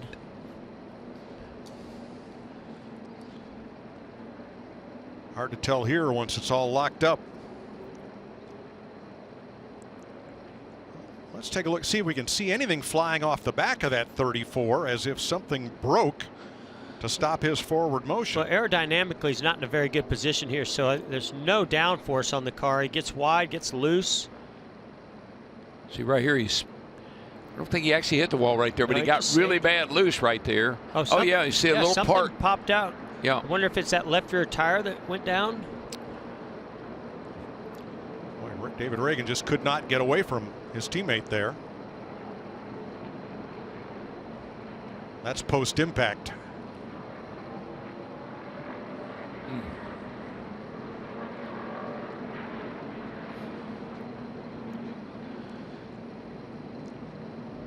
Already was a little bit of damage to the 34 being down that left rear. 6th caution of the day for Michael McDowell of nearby Glendale.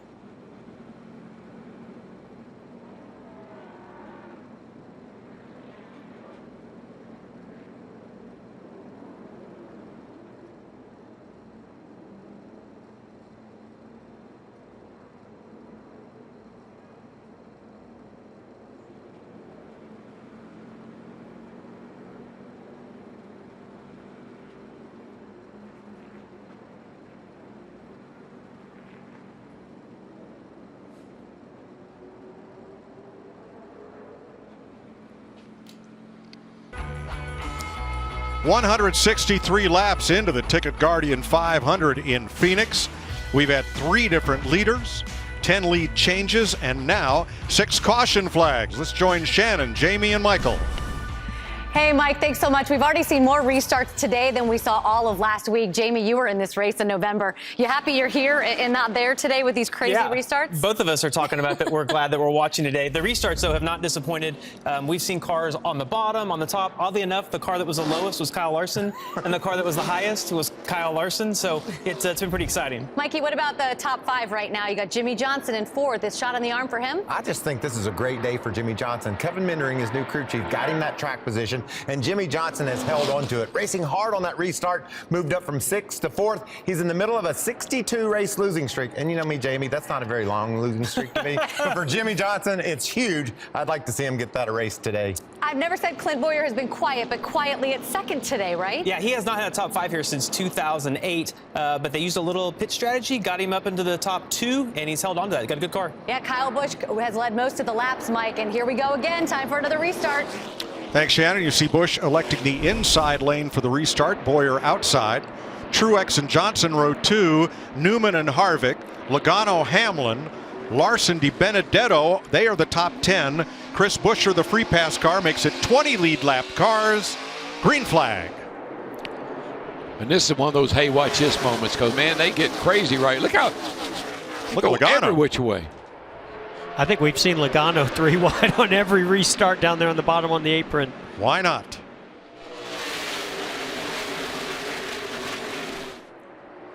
He'll look about there, out there, the 48, by himself. Just the 48. Still just the 48 here. Line, still there. Still there. Still there. Left rear, still there. Still there.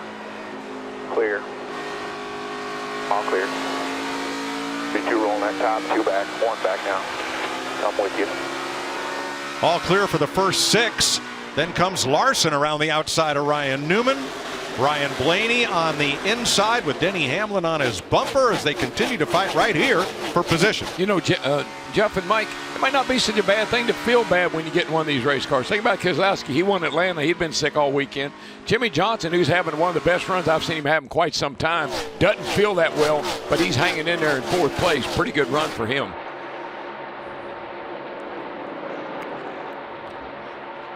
Saw Ryan Newman the last time they came down in turns 3 and 4. Went really wide, opened up the door for Ryan Blaney to get to the inside and make that pass.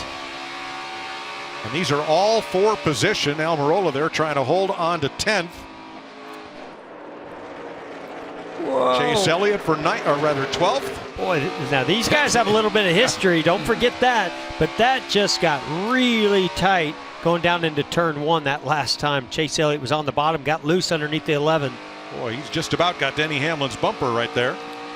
Going back to that last caution, Chris Buescher and Michael McDowell both knew they were fighting to be the first car 1 lap down, but something happened to Michael McDowell. Let's find out what from Vince. And Michael has been cleared and released from the medical center. What happened? Yeah, we were on that restart, got a great restart, and almost got in that lucky dog spot. But as I got onto the back straightaway, the throttle pedal was gone, and it was stuck wide open. So I tried jamming on the brakes as hard as I could. Our cars have a system in there that'll kill the engine if you get a high enough brake spike. But the throttle was stuck going into turn 3 there. I was just trying to do everything I could to get it shut off, and yeah, really unfortunate for us today. Glad you're okay, Mike. Michael McDowell from Phoenix, the first car out of today's race. Boy, Mike, scary moment. That's something we don't see happen much anymore. You know that problem because they have a sensor on them now. Like he said, you spike the brakes, it'll kill the engine. But now that didn't work. Now knowing what I know, I think that ended up about as good as he could possibly ask for. You know, to recognize that throttle was stuck as early as he did, he got it slowed down. All right, get your hand on that volume knob because when they come to the stripe, you know what we're going to do. Yeah. Crank it up.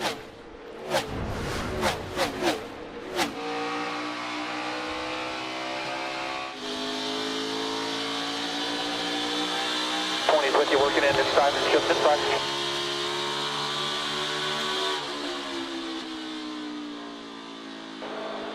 clear. Inside corner, then you pull him off, both ends.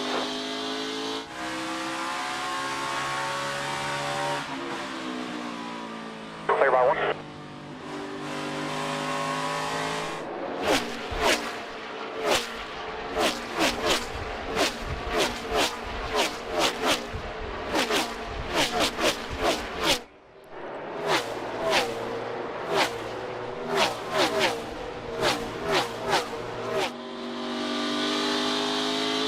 Still clear, half to the top, keep coming up, get up. Inside now, 20 only.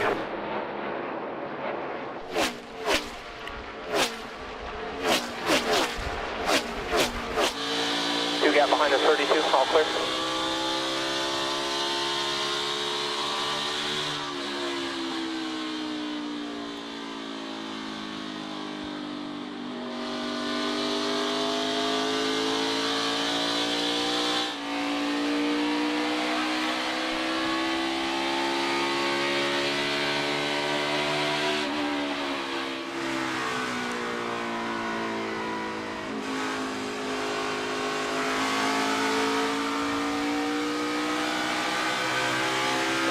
Still 2 back now, 2 back, all good.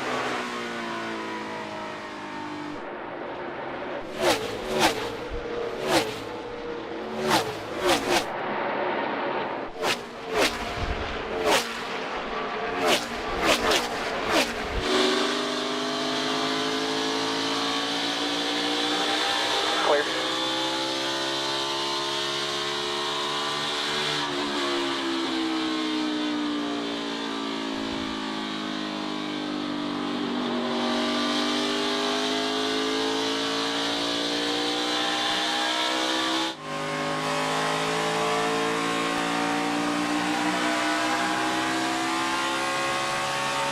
Good lap right here, it looks like.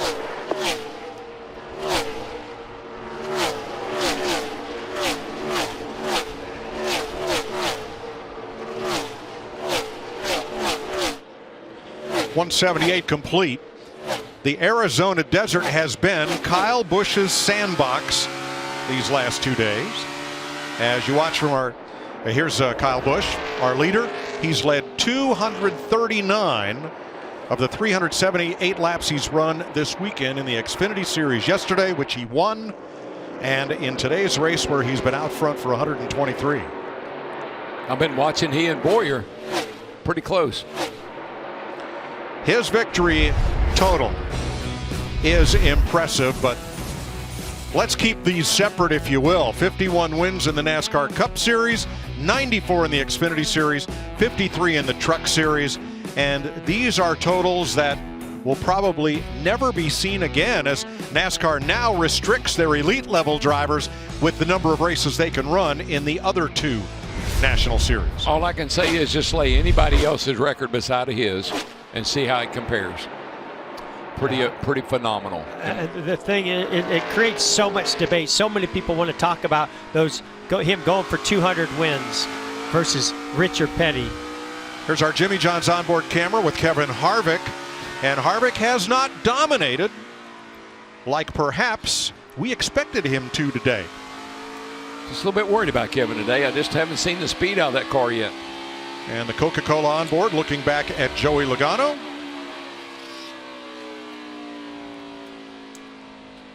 And that is 5th and 6th place. What does Clint Boyer do when he's out running around the racetrack by himself? Well, usually he and Brett Griffin have an entertaining conversation on the radio. 18 looks a pinch tight. Martin looks like he's pedaling it a little bit on exit. I wonder if he's pushing it or if he's chilling. What do you think? I think he's chilling. He wasn't a bad car at the end of that run, just was in lap traffic and stuff. Yeah, I don't think we need to run her too hard. Only matters to lead one. Roger that. Long run. It sounded to me like they got this figured out. Only got to lead one. We know which one that is. I don't know. It sounds to me like he thinks that Kyle Busch hasn't figured out and is just playing with them. Only got one car to pass, but that's the car. Well, there is that. and that. How about third place? Martin Truex, we've talked all weekend about this is a long run car. I've watched Truex's times. Again, he's a little quicker as we go into this run than the two leaders are. So Truex hanging in there tough. We get this long run like the car we're going to have here, he could be a factor. Yeah, quiet start to the season, quiet start to this race, but I don't think he's going to be quiet for long. And the first Chevrolet is Jimmy Johnson. He's the fourth place car for Hendrick Motorsports, maintaining about a half a second on Joey Logano. Yeah, and Mike, I mean, it's been a while since I've seen Jimmy, excuse me, overall run this good, and he's run good all day long, been right up in the top 5. 127 laps to go in the desert.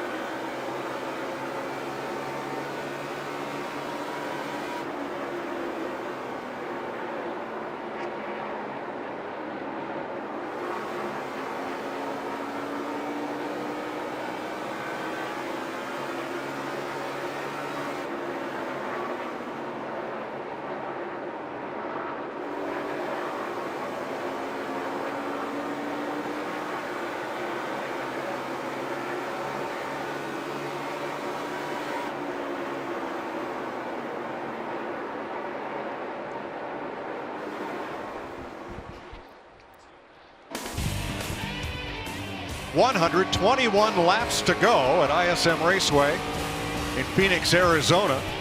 And it's time for our Credit One Bank ones to watch. I'll warn you right now, Darrell got to pick first. Jeff, you go.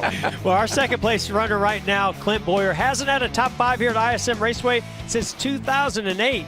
Today, he's stalking our leader, Kyle Busch. He might turn a top 5, maybe into a win. Well, Jeff, Martin Truex Jr. has never won a Cup race at ISM Raceway. Did I mention he's not won a race since Kentucky last July? Long run car, all that comes to an end today. Look, guys, I did get to pick first. Thank you, Mike. But look, I got to pick the 18. I mean, he ran second both races here last year. He won yesterday. He's leading now. I take the 18. Well, Kevin Harvick, a 9-time winner here. You can never count him out.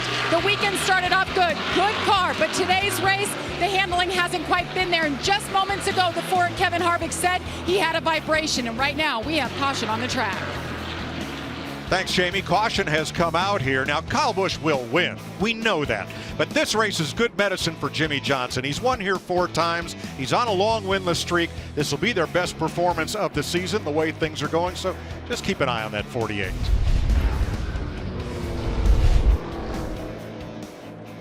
Caution waving as Alex Bowman went way high up on the racetrack in turns 3 and 4, a continuation of his problems earlier. Now the right front, I don't know what's going on there, but like a right front. Again, right on entry into that braking zone. Sounds like as it loaded the right front tire, you heard it pop. Surprisingly, we've seen a number of tire failures today. I don't know why. I mean, it's a safe tire. It shouldn't be given a problem, but they've had some problems today. I don't know if they're going to get this one back out there. That looks like the right front suspension's broke. She's wounded. Well, guys, we've got about 30 laps on these tires. We're still about 30 laps away from the window to get to the end, but I think you have to come, but don't rule out we may not see some right side only. I think you will see the majority of everybody coming to pit road, though. All right, I said it before, I'll say it again. This time it's true. William Byron is the free pass with Alex Bowman's misfortune there. Byron's been running for a while. The first car 1 lap down in 21st, so he'll be back on the lead lap. 117 laps to go. This is the 7th caution of the day. Let's get some pit strategy from our pole sitter, Ryan Blaney. Here's the situation. We've got about 30 laps on them. We cannot make it from here. We're about 30 or 40 laps from the window. So everybody's got to stop one more time. Do you take 4 now or do you take 2 now and try to get track position back now? Well, let's find out. Matt. And the 18 car, Kyle Busch, he was talking about how the balance of his car wasn't too bad. He was losing the nose. They discussed an adjustment. They waved that off as well. Slight air pressure on the 18. Clint Boyer, no changes he wants on the 14. He says the car is really good, Vince. Right sides only for Jimmy Johnson in the 48. Needs a little help in the center and a little strategy here. Jamie? Timing is everything for Kevin Harvick, had just reported a vibration. The caution comes out, a 4-tire stop here, tight middle, loose everywhere else. He needs a little bit better turn. Jimmy Johnson easily wins the race off pit road from Kyle Busch. Austin Dillon with 2 tires. Martin Truex, Clint Boyer, the first 5 to make it off pit road with a tank of Sunoco race fuel and some new Goodyear tires.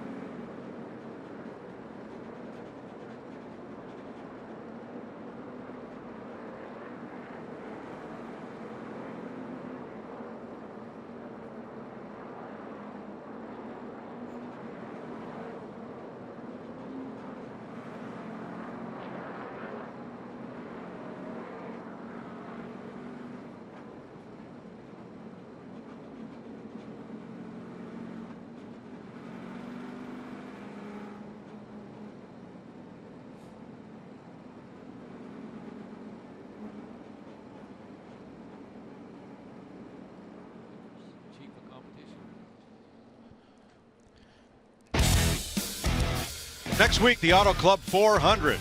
Coverage begins Sunday with race day on FS1 at 2 p.m. Eastern and continues on Fox at 3. The green flag waves, 3:30 Eastern time. Ryan Newman has a safety violation. He'll do a drive-through, and Austin Dillon too fast exiting his pit. Here's Kevin Harvick's day via the in-car radio. Now, you both said if there's someone to beat today, it's driver number 4. Sell me on Kevin Harvick. You don't have to sell Kevin Harvick when we come to Phoenix. Have a good day in there, fellas. You too, man. Nice and smooth all day. Have some fun. Ready, green, green, green. Let's go boogity, boogity, boogity, and go racing, boys! Having a tough time with the back and pushing the front. 10-4. Whoa! Yellow's out. Spin behind you off of 2. We'll pit when it's open here. Well, straight foot on the brake. Are you ready? Are you ready? Go hard, horn outside. 5 away, ready, green, green, green, green. Definitely better there. Definitely can get into turn 1 better. Fixing my rear grip issue.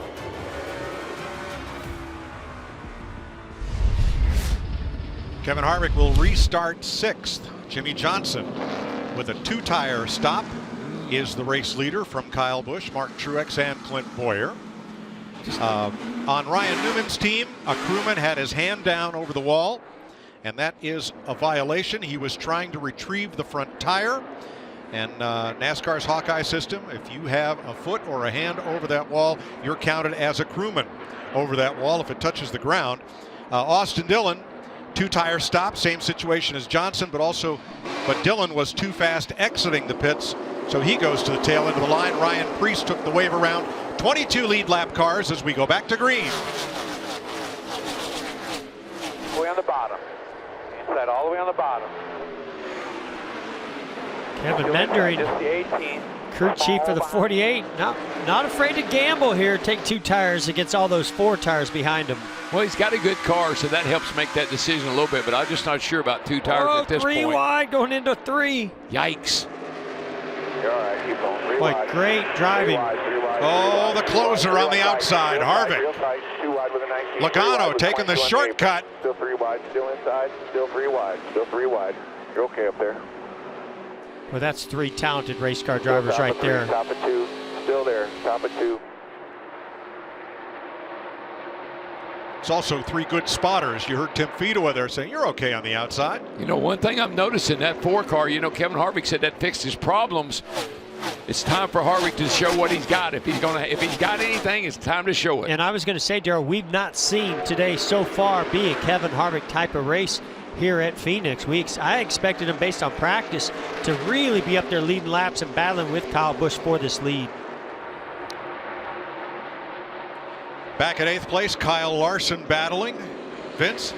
Well, it's been an impressive run for Larson. Remember, he started 31st. They used a little bit of strategy to get up there. They have taken 4 tires at each stop, though, and they got off sequence a little bit, but the car has been good. Like most, he wants a little help in the center, but he's shown some pretty good speed today out of that 42. Wow. Chase Elliott went way downstairs in the dogleg, and he beat Larson to turn 1 by a car length. Here's Larson returning the favor. Larson with the crossover.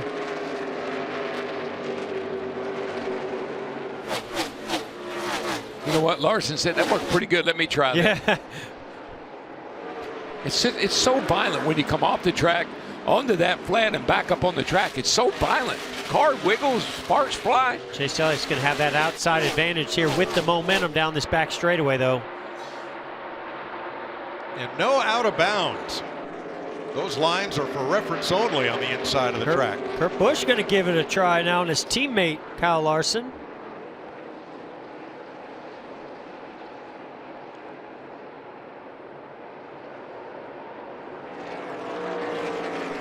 Chip Ganassi teammates going at it here. Boy, Kurt Busch has had a great start to this season. I'll say he's really done a nice job in that 1 car. Crew chief and him, and they got a new car chief over there that I think's made a big difference. Denny Hamlin, our Daytona winner, looking in from 11th place. See Denny searching all over this racetrack. We saw him do it in practice. He's done a nice job here today, working those different lines, trying to get some clean air to make those passes happen. And I would tell you what Jazzy's name is, but I'm not sure. We know his first name's Jeff. I got that. I know he's Jazzy. That's all I've ever heard. Jeff Curtis. I'm going to start calling him DJ Jazzy team. Jeff. Yeah. See, that's why I have y'all up here to help me out. Oh, please. Yeah. Can you hold it for 6 seconds? Because here's a quick word from Duracell. This is the #1 trusted brand. All right. 104 laps to go. So you didn't know his name either until this past week? I did not. Okay. That Just makes knew me him as feel a little Jazzy. bit We better. all did, right? Oh, that's all I ever heard. Martin Truex always referred to Jazzy. 13th place, Matt DiBenedetto, who was top 10 in opening round of practice, pre-qualifying, did not get a clean lap, so he had to come from the back, battling Paul Menard. This team gets a little bit better every week, seems like. He had a great run at Daytona, and then he's having a great run today. This team just gets a little bit better every week. And Matt is a great driver. I tell you, he is a good wheelman. Menard trying to hold him off here from 13th place for the Wood brothers. And real quick, remember who his crew chief is, Mike Wheeler. You know, Wheels, he was with Denny Hamlin, so got a good crew chief. Matt's a great driver. They're doing things. Got Chris Buescher coming up on them. Yeah, and then Ricky Stenhouse and William Byron. Give Chris Buescher a lot of credit. I think he went a lap down here early in this race, or close to going a lap down, has really fought his way back up into the top 15 right now. Well, he had to pass his car here in practice yesterday. Remember, he led that one practice session we had, so he's got speed in the car, and looks like they got to handle him pretty good. He used a free pass at lap 160 to get back on the lead lap. Meanwhile, Ryan Blaney, who made an extra pit stop on that caution for a loose wheel. He restarted 18th, and now Blaney is up to 11th.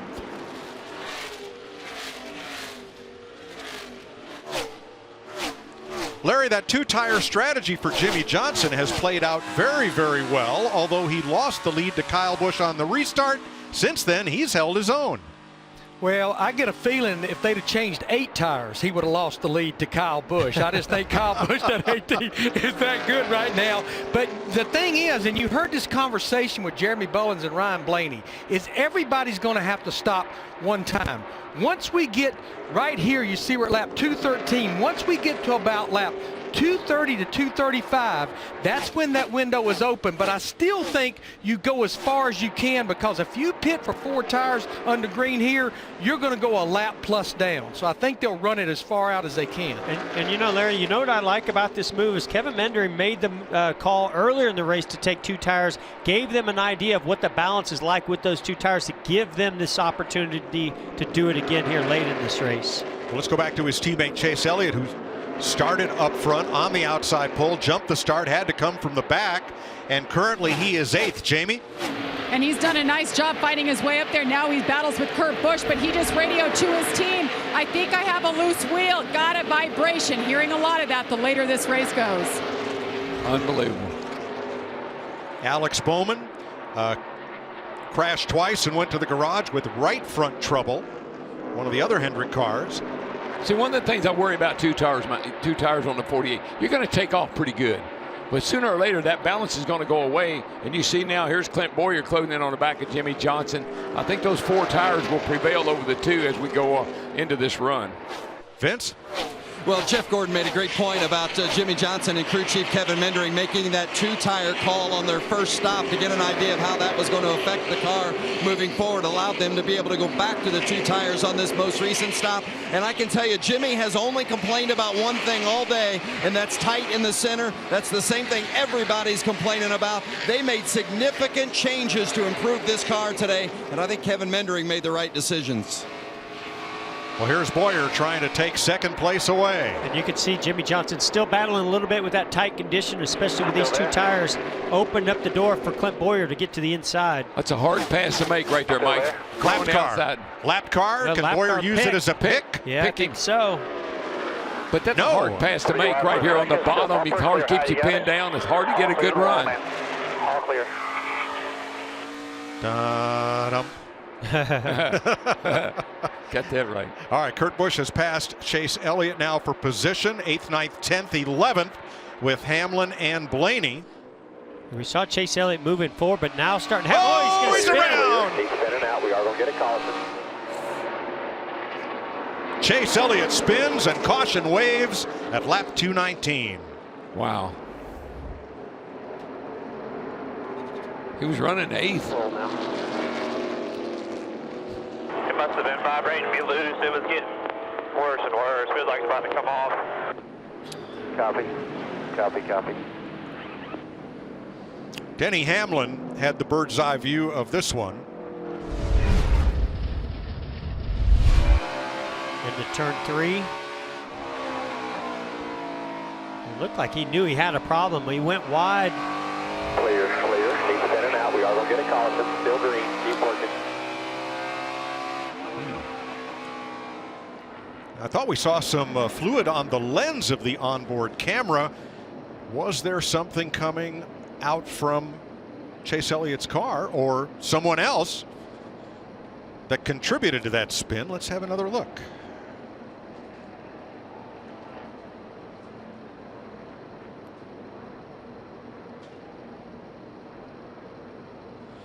Yeah, some of that Couple moisture drops. could just be, somebody's running hot a little bit, taped up, running in traffic, spitting a little water. I don't think that was anything that caused that spin. I don't either. Could even have been the car in front of Chase. True. Oh, Wow, look at that right front deflection of that sidewall of the tire. My goodness. Great shots. I don't think I ever saw anything like that. And that looks all deflection. The wheel looks like it's tight to the that's to the just hub. the sidewall of the tire. Wow. He's complained about a wheel loose, so it could have been the right front. Now here's a lot more moisture, it looks like, on the front lens from the bumper camera of the 11 Denny Hamlin. I don't know where that's coming from. Don't see anything yet.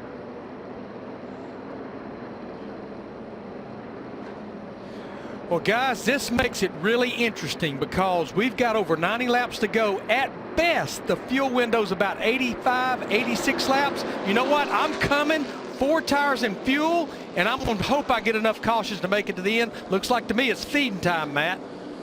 And a lot of conversation between Adam Stevens and Kyle Busch. They were talking about staying out because they're not in their window. They were concerned about too many other cars, though, pitting, and then that would push their window much farther in the race. So they decided to go ahead and get tires now.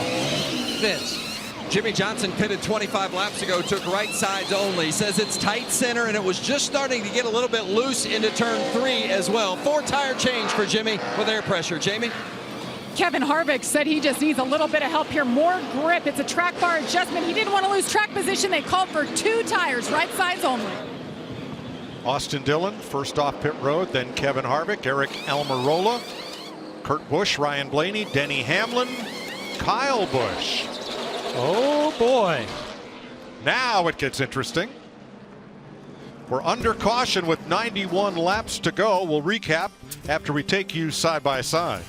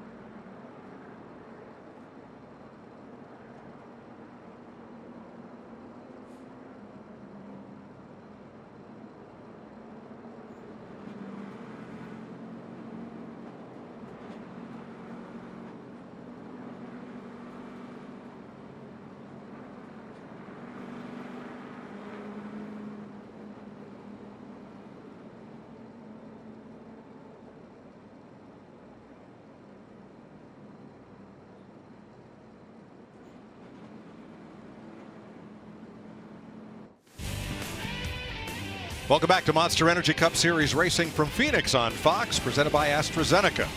89 laps to go. Rookie Daniel Hemrick did not pit, so the RCR cars, Richard Childress Racing, are 1-2. Austin Dillon with a 2-tire stop is second. Then Kevin Harvick in third. Our Duracell power to the finish speaks to Kevin Harvick and what he's been able to do. Well, don't beat yourself. Well, of course, Harvick being the closer, that's pretty obvious, but getting good track position, what a great move, getting in and out of the pits to sit here in third, the first car with 4 tires. And I don't think we've seen just what this 4 car is capable of so far today, because he's not really been able to get the track position. So hats off to Rodney Childers for getting him that track position. Now he's going to have to capitalize on it. Did the Ford take 4 tires or 2 tires? 2 tires. He just took 2 tires. me. I was thinking he Thank did. you. But I don't think that's a problem at this point. They only had 18 laps on the tires that they took off. So 18 laps on the left side, put some new rights on. I feel pretty good about that. And it put about 4 cars between him and Kyle Busch, who's the first car that took 4th back in 8th. Yeah, and I think if Harvick's going to go, he's got to go now.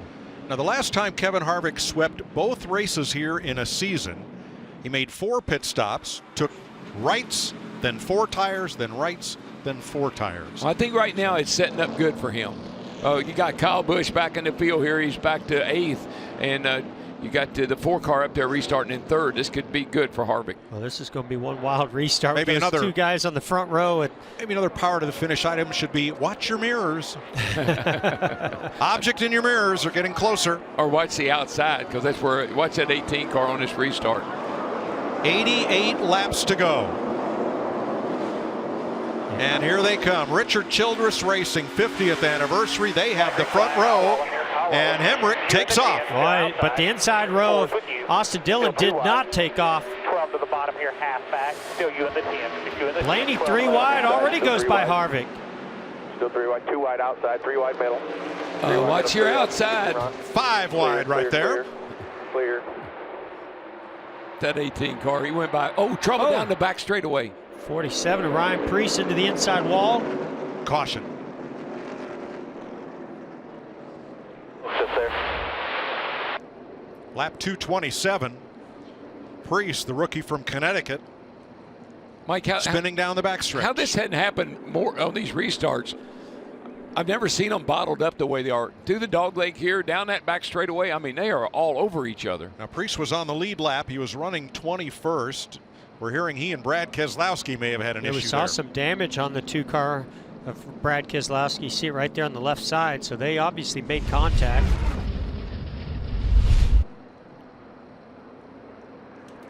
Top of your screen. Oh, they get 3 wide.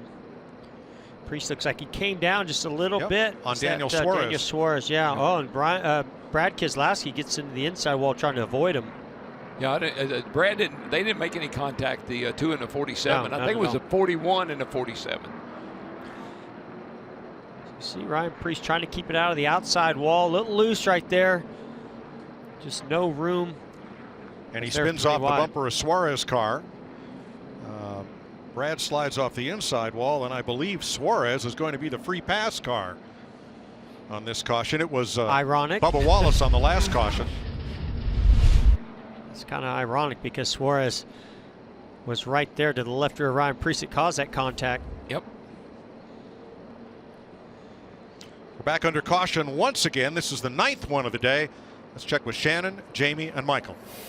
It must be weird to say 9 cautions this week after what we saw last week, Mike. All right, welcome into our Race Hub studios. Let's get you caught up on the action so far. Here is a race recap from Phoenix. It all started with Ryan Blaney out front early, but Chase Elliott, he gets to the start-finish line first, which is a no-no, right, guys? Yeah, and I think that was just confusing here because of where the start-finish line is. I don't think Chase was doing anything intentional there, and it just a tough situation. Eric Jones has tire issues early, Mike. What'd you see here? Yeah, around he goes. Looked like a flat right rear. He does a nice job of keeping that thing semi out of the wall, but ruined his day early on. That's right. Action's been going on all race long. We talked about how these restarts would play out, and we've seen a lot of them so far. We see Brad Keselowski with troubles. He had a sway bar issue. They were able to get that fixed, however. What about that move Priest made there around Brad Keselowski, kept himself alive. Then some trouble for the 34 car into the outside wall. What great racing, though, in between all these crashes we've seen, too, Jamie. Yeah, and that issue with Michael Maddow, we haven't heard of a stuck throttle in a long time. And then you see Alex Bowman finally blew another right front tire out and has ended his day. Chase Elliott gets loose here and spins around, saves it, doesn't hit the wall. You're just holding on right there, of course. And, of course, the reason that we're under caution right now is what just recently happened. You see Ryan Preece right there. And, Jamie, Michael, I think we've said so many times that if we got a late race restart, things could get crazy. And that's kind of where we're going. And one thing that I want to keep my eye on is the fact that Kyle Busch has been the class of the field all day. And now he's behind some guys who have just 2 tires. What do you see there? Well, he's got 4 tires, and he's got the fastest car, and he had a really good restart just now. So I think he's still in a really good position. I thought Harvick was going to be in the best position and then didn't have a good restart. So I don't know. I think Kyle's still good shape. Yeah, but right behind Kyle, there's Harvick that you talked about. That car's gotten better and better all day long. I think when you're out front leading like Busch has been all day long, the guys behind you make adjustments. And when you got the brain like Kevin Harvick, Rodney Childers, that duo have tuning on that 4 car, could be an advantage for them that they've been behind all day. They've been constantly working on that 4 car. Wait a minute. Did we just say Kyle Busch and Kevin Harvick have a chance of winning at Phoenix? Mike, I don't know, Mike. Have you heard that before? Well, never before, but probably again before the day is out. Thanks, Shannon. Pit stops, and let's go back and revisit the first car 1 lap down. NASCAR calling the caution for Ryan Preece. Brad Keselowski not involved, and at the last scoring loop before caution, Keselowski, not Suarez, was in the free pass position. So the 2 will get to come around, and we should restart with 23 cars on the lead lap. Now, Larry, bunch of cars came in to top off that last caution at lap 221 when most everybody stopped. That'd be a little far for going the distance, but what about now? Good idea to come in? Yeah, especially if you're at the back of the lead lap cars, because now there's 83 to go, Mike, and that's well within the window. But for all the drivers that pitted with 91 to go, all these cautions, they're helping their cause. I think if we run many more caution laps, if we have 1 more caution, no question, I think that puts them okay. Well, here's Jimmy Johnson's team talking fuel strategy. All right, Jimmy, we're right on our number if it goes green from here. Just talk to me about fuel mileage and savings if we need to do it. Yeah, 10-4. We'll run it hard and then we'll save a little later on. Yeah, and the best thing you can do is save fuel under caution. As soon as you know the caution comes out, you shut that engine off. We saw that with Kevin Harvick on the dash. You heard him shutting the engine off, and that nothing saves fuel more than doing that under caution. But it sounds like they're still going to be close within their window. It is real close, but you know, Jeff, as these races come closer to the end, the aggression ramps up. So to think that we're not going to have another caution here pretty quickly, I think that's pretty optimistic. And next week on Fox, something completely different out on the big speedway in California. Some of the sport's best drivers are headed home to California. That's right. The Cup Series is making its final trip of the West Coast swing. Last year, the East Coaster Martin Truex spoiled the homecoming. Who'll be California dreaming this year? The Auto Club 400. Coverage begins at 2 p.m. Eastern on FS1. That will be race 3 of our West Coast swing. Joey Logano, the winner in Las Vegas. Who does that prickly cactus resemble in Phoenix? And what picture will take its place when we head to California as our Phoenix winner? Matt? Well, Mike, let's touch on the fuel story here at Phoenix today. So where do you guys stand? Can you make it? How many laps short are you? I think we could make it. You know, we've had plenty of caution laps, and if it does go green, the pace will be so slow. I think that'll be just enough fuel to get us to the finish line. Such an impressive race car today, Mike. Thanks, Matt. Getting ready for this restart with Almirola and Hemrick on the front row. Kurt Busch, Austin Dillon, Kyle Busch, Ryan Blaney, Harvick, Newman, Hamlin, Johnson, the top 10. I love what Adam Stevens said, though. The pace will slow down. That'll save some fuel, and we can make it. That would be what I'd be selling to my driver right now. We can make it. And Rodney Childers going to have to sell his driver that, don't worry, those 2 tires are still going to be good. 23 lead lap cars. Here we go.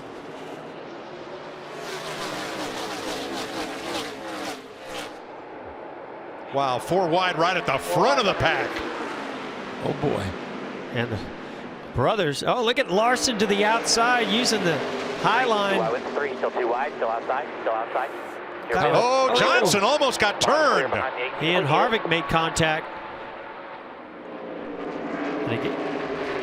Caution, turn 1. My goodness, how many positions did Kyle Larson make up on that restart? No, Brian Bush made up Preece 3. Brings out the 9th and the 10th caution today. This one coming out of lap 234.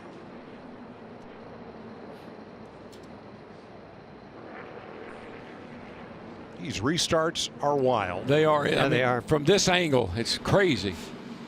Here's another look at it. Watch Kyle Busch, the red car, third back on the inside. Gets a great jump. It's right there in the tire tracks of his brother, Kurt Busch. Kurt says, I'm going low, and Kyle says, I'm going lower. Now keep an eye as we get down into turn 1. Sorry, I knew that was going to happen.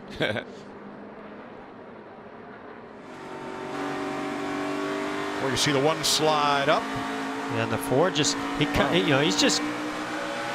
had to come wide, but unfortunately he had no idea, I don't think, that he was not just 3 wide, but I think 4 wide with the 42 of Kyle Larson getting to the outside of the 6 of Newman.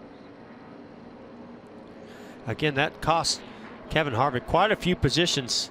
I'm going to be curious to see if they come in and get 4 tires. I just don't know how long he can stay out there losing track position with those 2 tires. Larry, this caution must be a godsend to everybody who's been figuring fuel mileage. Yeah, the only one that's going to have to pit is Daniel Hemrick in that 8 car, who's in the 7th position. He pitted all the way back on lap 196, so he's the one driver that no matter how many cautions, he will have to come to pit road. But yeah, these cautions keep stacking up. That's definitely helping him. It looks like to me Hemrick's on pit road now in the 8, as well as Kevin Harvick in the 4. This ought to be a good view from Denny Hamlin's roof. Heck, he was about to make it 5 wide. Clint Boyer joins Daniel Hemrick on pit road, Matt. Pin down the bottom, going for 4 tires here. He doesn't want any adjustments on that 14 car. It's just a fresh rubber. Vince? Well, in that 8, just as Larry McReynolds indicated, Daniel Hemrick coming in, 4 tires and a chassis adjustment, Jamie. Kevin Harvick said 4 tires is offense, 2 tires defense. He was on the defense and did not like it. Right front damage from the 48. A 4-tire stop here for Kevin Harvick. Took a long time on the right front there, Jamie. I just wonder if that tire changer was trying to pull that fender out. Cost him a little bit extra time. He was doing something there. I don't know if he adjusted something or pulled on the fender, but he definitely was doing something. Well, fortunately, there were only 3 other cars with him on pit road at the time, so they could afford to spend an extra second or 2 there. 77 laps to go. Eric Almirola is your leader as we take you side by side.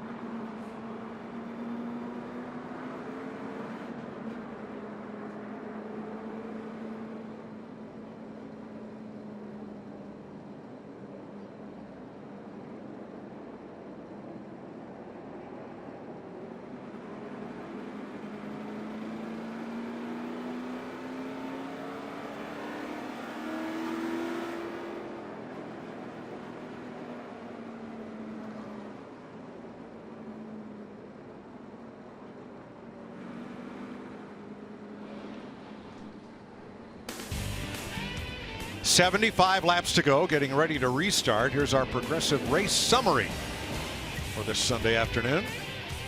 Eric Almirola, first time he's ever led at Phoenix.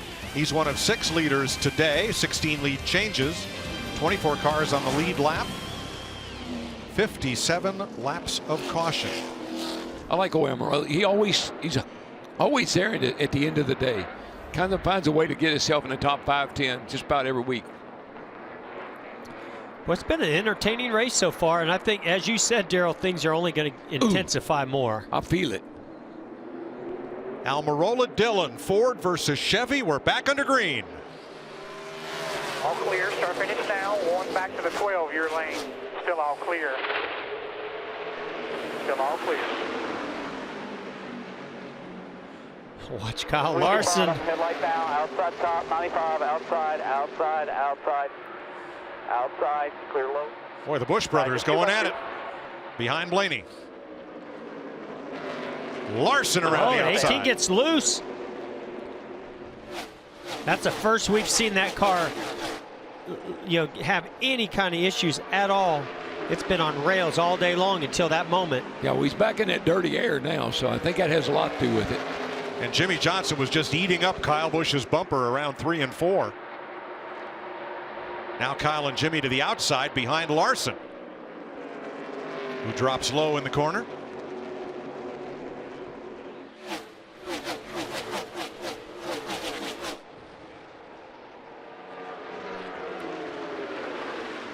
All this battling that's going on with Kyle Busch and his brother Kurt Busch, all that is doing is just building up those right side tire pressures, and that will only equal out some of those guys that took 2 tires. Vince?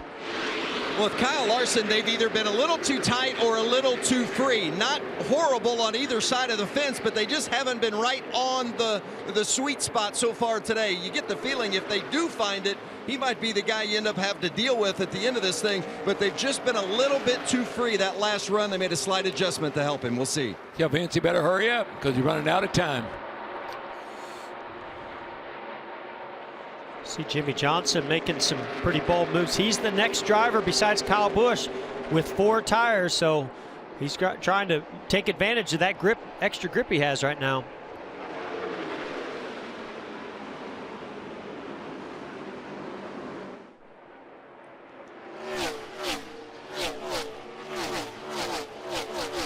Three wide down the back straightaway. Ricky Stenhouse on the outside of that group completes the pass on Ty Dillon. Inside, you good? Inside.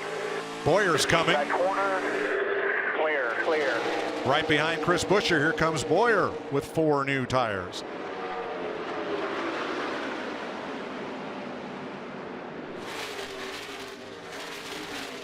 Tell you what, Mike, a tip of the hat to that 3 car because restart up near the front there, and he's hanging in there pretty good, running 3rd right in front of Kyle Busch here. It's pretty good. Kyle Busch has led the most laps. Pole sitter Ryan Blaney, 50 circuits out front. And Denny Hamlin is back in 12th among the drivers who've led today. Hemrick 22nd, and Jimmy Johnson at 7th. Kyle Busch making a desperate move for 3rd place here. He realizes those guys are starting to get away from him in that clean air ahead of him. You know, Jeff, it almost looked like the 18 car's tire pressures were really low when they started this run. It messed him up a little bit, but it's coming to him now. Busch 1.7 seconds back of Eric Almirola. Out front of Ryan Blaney. Ford's 1-2. Busch's Toyota 3rd. Austin Dillon and Kyle Larson's Chevrolets 4th and 5th. Here's Vince on our leader. Well, it certainly helps Eric Almirola to be out front. You know, we've talked a lot about Kevin Harvick and Clint Boyer. They've been up in the top 5 much of the day. Not a lot about Almirola, but they were telling me before the race today, as crew chief Johnny Klausmeyer, what a great help it is for their team, the 10 team, to have somebody like Kevin Harvick as a teammate. The high tide rises all ships, and that's certainly been the case. One of the reasons the 10 has been good here is you got the help of a guy like Kevin Harvick as your teammate. Almirola leading while Harvick's having his struggles. He restarted 22nd He is now battling Bubba Wallace for 18th. Makes the pass. Long way to go, 65 laps to get there. Yeah, he's about a straightaway behind Kevin Harvick is. They're coming off coming into turn 4 here. He's coming off turn 2 over there, so he's got about that back straightaway distance behind. Oh, he's going to need a lot of help with a caution or two, I think, to get himself back in it. Ryan Blaney looks really good. Boy, he does. Saw right there, he made some big gains on the 10 of our leader, Eric Almirola. Getting off the corner really well.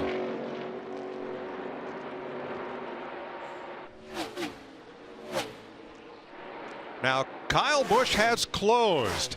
He's knocked about half a second out of that lead, which is now under 1.2 seconds. Yeah, he's been consistently about a tenth, that time even a little more than a tenth of a lap faster than these guys battling up front for the lead. I think what's going to help Kyle Busch is the 10 and the 12 here get to racing each other. He might get caught back up. He's going to need that. He's going to need something to happen to catch back up. Trick or treat. Candyman's coming. Knocks another tenth of second off that lap.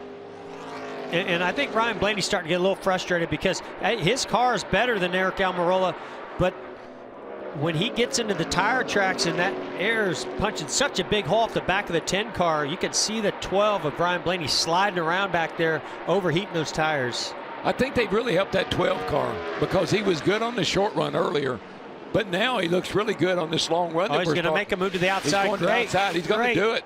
That was a great move by Ryan Blaney. Yep. Get that clean air and get the momentum, get to the outside. Almirola's not going to give it up without a fight, and here comes Kyle Busch. Yeah, that's all Kyle really needed, for those two guys to race each other a little bit, and then he could catch them. Now we'll see how good is Ryan Blaney out there in that clean air. Yeah. Even though he's only took 2 tires that last stop, that clean air's about as even as you can get with 4 tires of the 18 of Kyle Busch. 60 laps to go, DW. Is your voice going to make it? Oh, yeah, I'm good. I just cut out every now and then. Okay. I'm on 7.5 cylinders.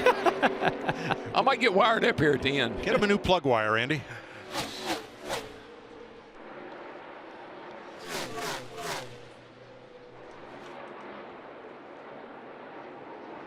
And we've had just about a little bit of everything in this race today. It's about all you can ask for. Very early in this season, but already Ryan Blaney's 2 Penske teammates have been to victory lane, Brad Keselowski and Joey Logano. So not saying the pressure is on, but here's Martin Truex against Ryan Newman, 8th place. Nice recovery with that 6 car. He had a couple of penalties, and I mean, yes. Here he is back in the top 10. Nice job by Newman today.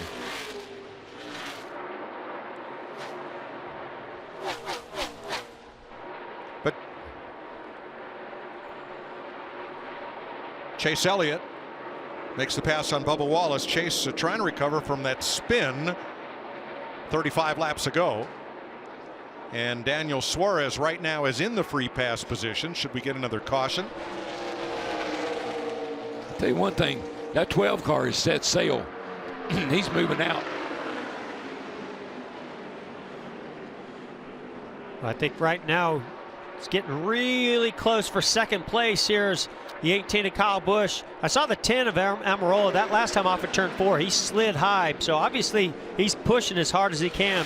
Just can't hold on to it enough to keep that 18 behind him, I believe. Yeah, but I think that's what Kyle Busch sees. He sees that 12 driving off. He knows he's got to get going because he doesn't have a whole lot of time to catch him. Vince? Well, the 10 of Eric Almirola's just lost the turn in the car. Said he's got to get down really on the flat to get it to hook the turn. That doesn't bode well for him down the stretch. How about this battle for position 3 wide? Newman on the outside. Hamlin in the middle, and Joey Logano went way down on the flat to make that pass. Joey did a nice job once he got to turns 1 and 2 to just hook that yellow line, put those left sides up on the apron, and not just cut off that front straightaway to get that position made, but also do a great job getting through the corner. Hamlin and Newman continue to discuss 10th place. Discuss it. I like that.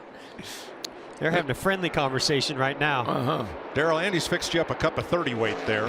Let's see if that helps. It says motor oil, but I'm not sure. Motor oil's motor oil, right? Hamlin makes the pass. Ryan Blaney out front with 53 laps to go. We listened in. So here's the scenario. We think we're 2 laps short.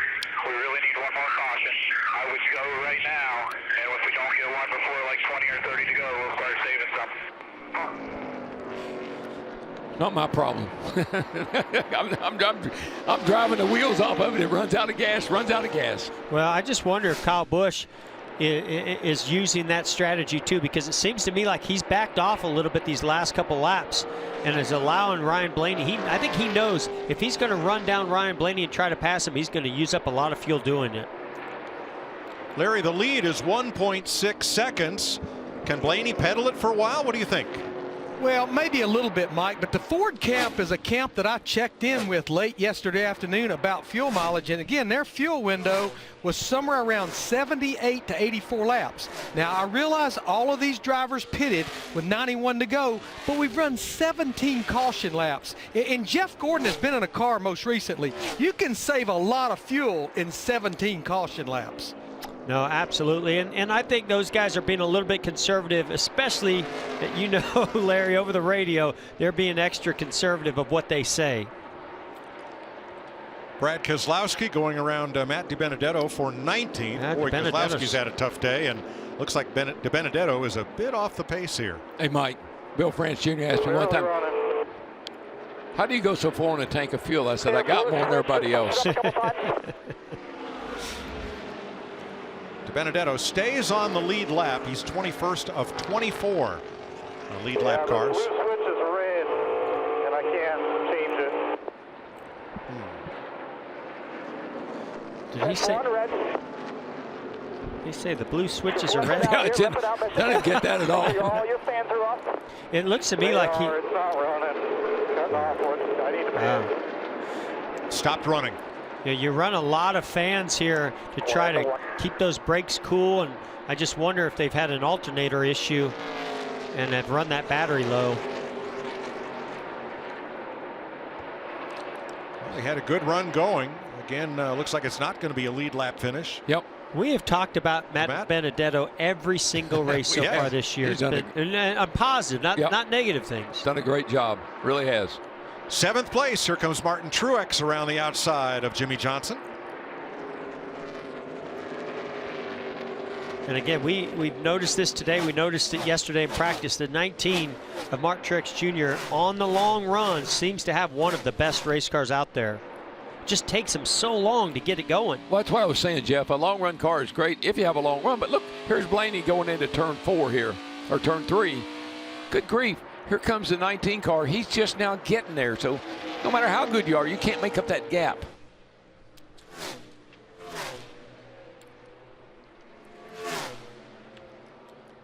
Look at that, Mike, how you go down. Go down in that hole, up on top of that dog leg, and then down into that third turn. That just fascinates me from back here watching it. The geography of this racetrack is very interesting.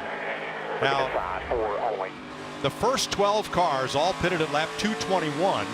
Here is Stenhouse and Harvick among those that pitted most recently. Stenhouse at 229, Harvick at 235. No fuel concerns there. Trouble is, that's back at 13th place. No, that just goes to show you how important track position is and how difficult it is to maneuver through that traffic and make your way back up to the front, even though I think Kevin Harvick has one of the best race cars out there. Let's go back up front where Ryan Blaney and Kyle Busch are the 2 fastest cars on the racetrack, Jamie. Well, Ryan Blaney's running a setup that was something that Brad Keselowski and the 2 team hit on in the fall. And Brad was running the same thing this weekend, but the 12 and Ryan Blaney been the class of the field.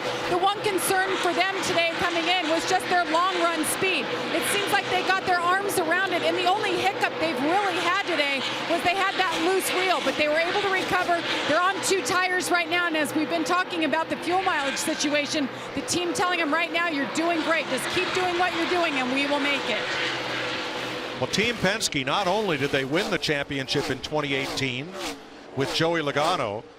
But over the last dozen and a half races, they've won nearly half of them with their 3 drivers, Brad Keselowski, Joey Logano, and Ryan Blaney. I mean, tremendous success rate, and that includes the changeover from the Fusion to the Mustang in the Ford camp for 2019.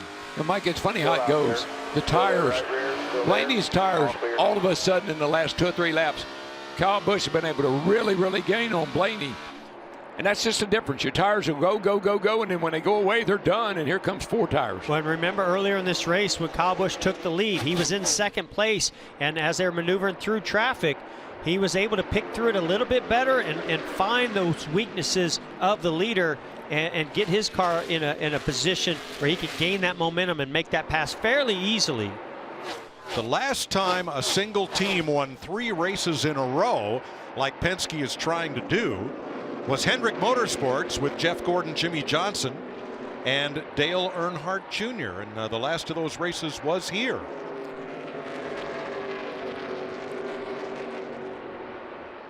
Martin Truex catching Kurt Busch. This is for 6th place. 40 to go.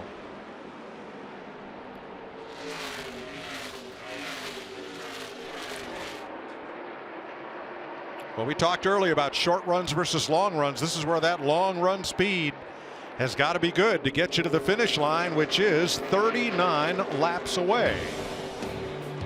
We're going to take you, Fox, side by side with Ryan Blaney leading.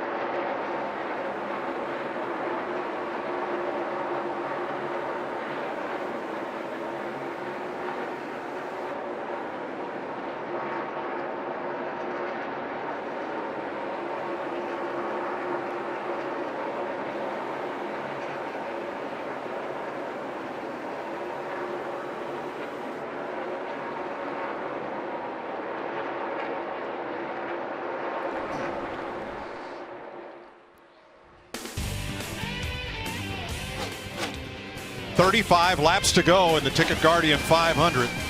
ISM Raceway in Phoenix. Ryan Blaney leading Kyle Busch by a thin 1 second. Yeah, but I give Blaney a lot of credit. I think he's been able to extend that lead just a little bit here through some lap traffic. Traffic has really worked out in Blaney's favor. It's kind of not working out for him here, though. Well, almost contact. So that cost him right there. Yeah, rookie Matt Tifft was trying to keep from going a lap down. Boy, that was a lot closer than it looked. And look, Kyle Busch will close right in as these two Fords get too close for comfort. Blaney got a little loose off of turn 4 there, drifted up wide.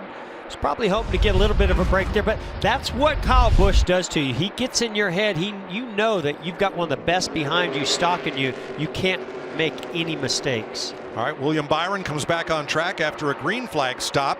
We're looking at 4th place, Austin Dillon and Martin Truex. Back your entry up like 100 feet, use left brake, bud. You know what to do. It's going to be faster this way. Yeah, I think it may be. Yeah, you're driving away from them. We need a little bit more. Backing off just a little earlier, bud. Saving fuel. Back off a little early, save a little fuel.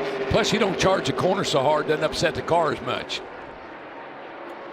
Hey guys, on Austin Dillon and Danny Stockman, they did fuel only at 221, just topped off. They have about 20 more laps on their tires than any of these drivers they're racing with. So pretty good run for this 3-car considering that situation. No kidding. Really good. Place. Let's go back to 11th, Ryan Newman and Kevin Harvick.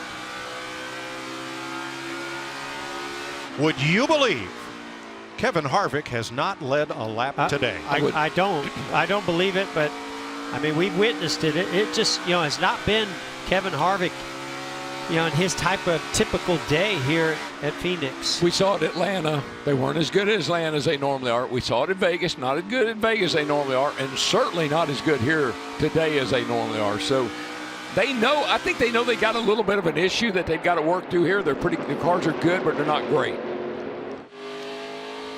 Denny Hamlin goes past Joey Logano to take over 9th place. In the last 15 races, Team Penske has won just more than half, 8 out of 15. Joe Gibbs Racing has won 2, including Hamlin's Daytona 500 win, and Stewart Haas Racing and Hendrick Motorsports 2 apiece.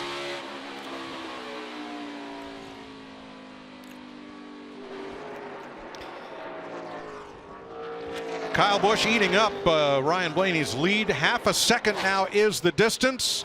28 to go, Larry. Well, 28 to go. That is a magic number because when I looked at the last 10 Phoenix Spring races, the last caution flies normally on the average at lap 284, which is 28 laps to go. And we've actually, Mike, had 3 overtime finishes, including 2016 and 2017, 2 years ago. And Larry and Jeff, Mike, something that amazes me about Kyle Busch. He can run 3 nights, he can run 3 days, whatever, truck, Xfinity, Cup. He never looks tired. And it's not like at the end of one of these races you can say, well, he's laying down on me. He doesn't. He's up on the wheel right now. He's after that 12 car, just like he hadn't been in a car all week. The most recent caution came with 51 to go. 26 laps left as Denny Hamlin catches Jimmy Johnson. Yeah, working that outside groove. I'm telling you, he found a little something in that higher groove in practice yesterday, and he's been on these long runs. He's been able to really make that work well. You see right behind him, Joey Logano trying to follow suit of Denny Hamlin using that outside lane. Picks Hamlin up to 8th here for 12th place. Clint Boyer coming back from that late 4-tire change, along with Ryan Newman. Yeah, overcoming penalties. 14's had a good car today. He ran up front for a while. He just maybe the pit strategy wasn't exactly what it needed to be, but he's had a good car today.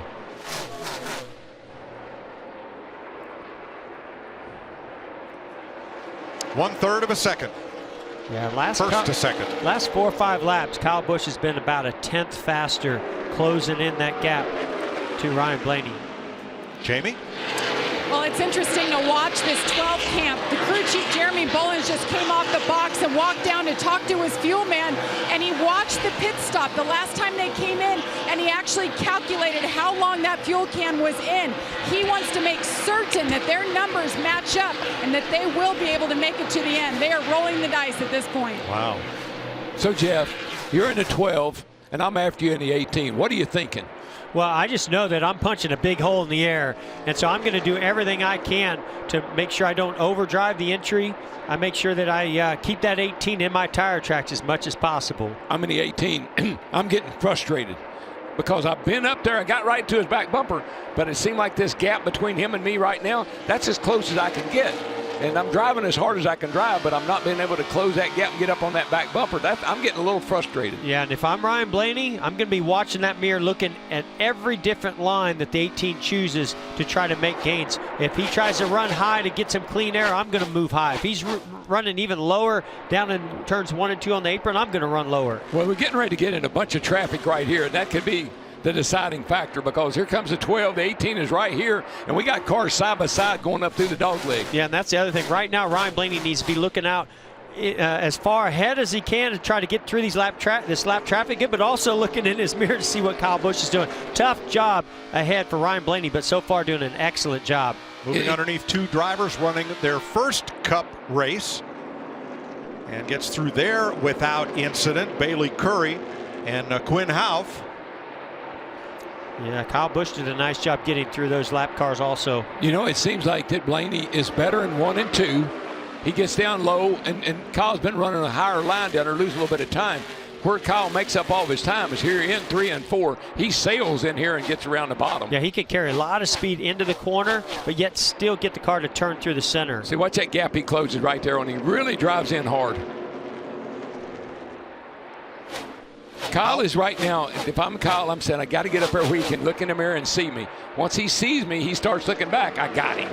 Well, if he's pedaling as hard as he can, Darrell, he is not going to catch Ryan Blaney. This gap, even with the traffic, has remained constant at 1/3 of a second. Well, and as tight as this battle is, one thing we know for sure, they're not saving fuel right now. No. So if fuel is going to be an issue, these guys are going to be the first to run out. Well, Kyle closes big time getting into 3 over here.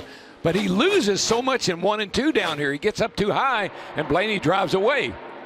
6th on the right of your screen, Kyle Larson, Kurt Busch, the teammates, Chip Ganassi, and the 11 of Denny Hamlin. Now you saw right there, Kyle Busch went high down in turns 1 and 2. He knows now he's in that wake. He's got to start doing something different. Made a big gain down the back straightaway. All I got to do is get to his bumper, and I'm there. I'm not sure which is more in jeopardy. Really tight. I would want Kyle Busch to pass me on the inside, not the outside. Ryan Blaney saying the car is tight. Go 2 back up top. Oh, here comes a move. This might get him right here. Here he comes down in the corner. A little bit better. A little bit better. It's as low as he can go. You're just going to have to hold him down. Try to side draft, take some air off the right side of that 18 car. More traffic ahead. Still full. Still full in the mid.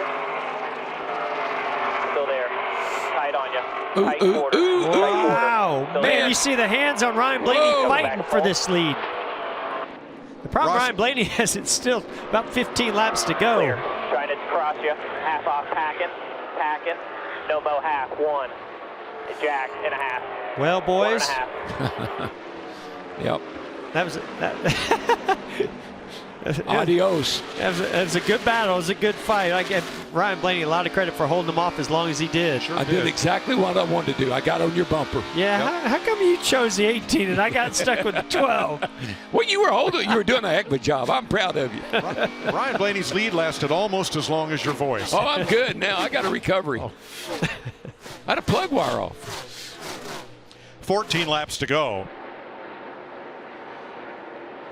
And let's get back to, we're told that Martin Truex has been told that he is good on fuel. You ran bottom, you gained 6. Saving fuel here, 12 saving fuel. Don't push too hard. Well. Cat and mouse game's going to begin now.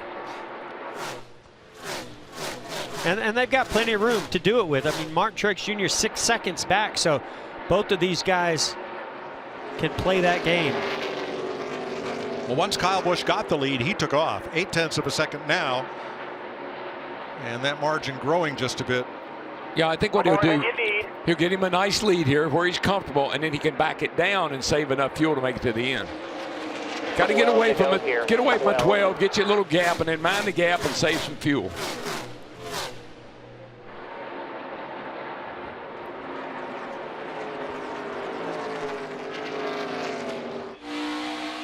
Eric Almirola led a bunch of laps today. He is 4th, 8.5 back.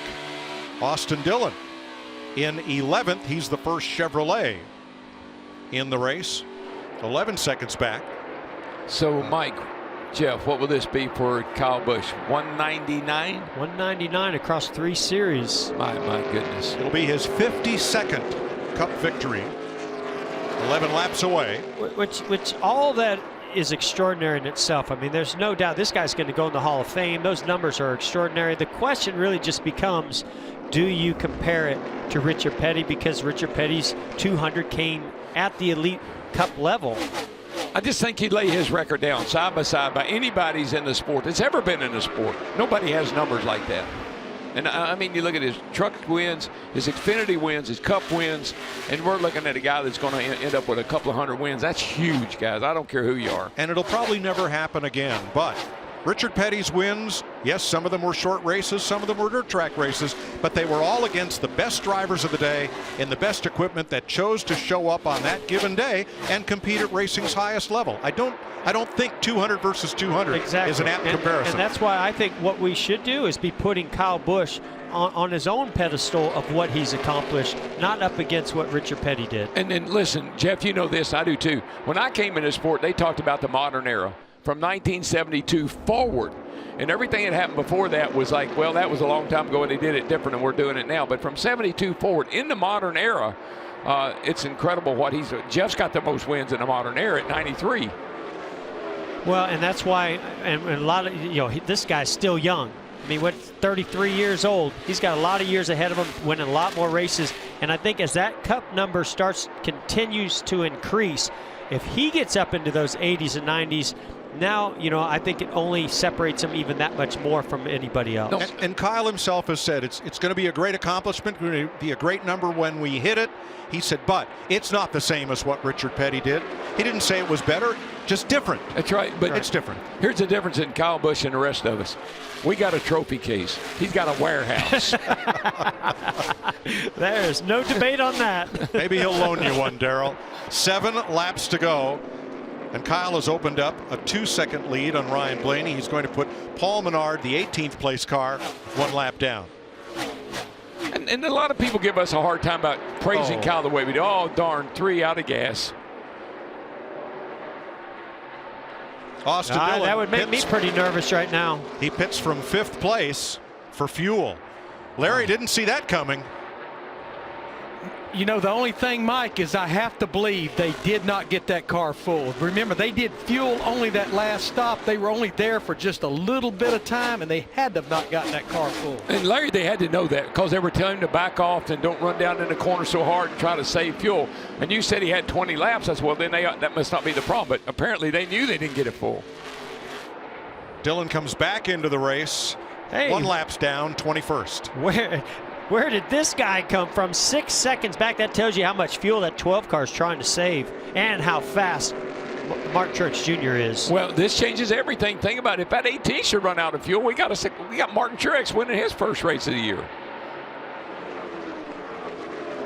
That's what I love about these races. They're not over till they're over. Do not take the hats to victory lane just yet. One thing I can promise you is that 19 is not saving any fuel. You look at his last 10, 20 laps, he has been the fastest car on the track. If we stay green the next 4 laps, it's going to be about a 70-lap run, green flag run to end this. What are they saying on the leaders' radio? Ready with your switch if it bobbles. It should not, but if it does, save me some fuel. I tell you, Kyle Busch is so good. I just believe he can save fuel. He can go fast and save fuel. You know why? Because he doesn't use much brake. Now 2.2, that was his lead at the time. And you see he is pedaling it. It's shrinking down to 2 seconds over Truex, who is also on an economy run. No, it's not on a economy run. Blaney is. But Truex is coming. But they came at the same time. I don't know if maybe he just didn't run as fast at the beginning of this run. And so Cole Pearns told him, hey, go hard. You don't need to save. Larry, what do you think? Well, guys, they told him to throw the switch. What that is, that's a reservoir in the fuel cell that has a secondary electric fuel pump. They know exactly how much fuel is in that box and how far they can run. The white flag's waved. 1 lap to go. Sponsored by Credit One Bank. Truex has it down to 1.4.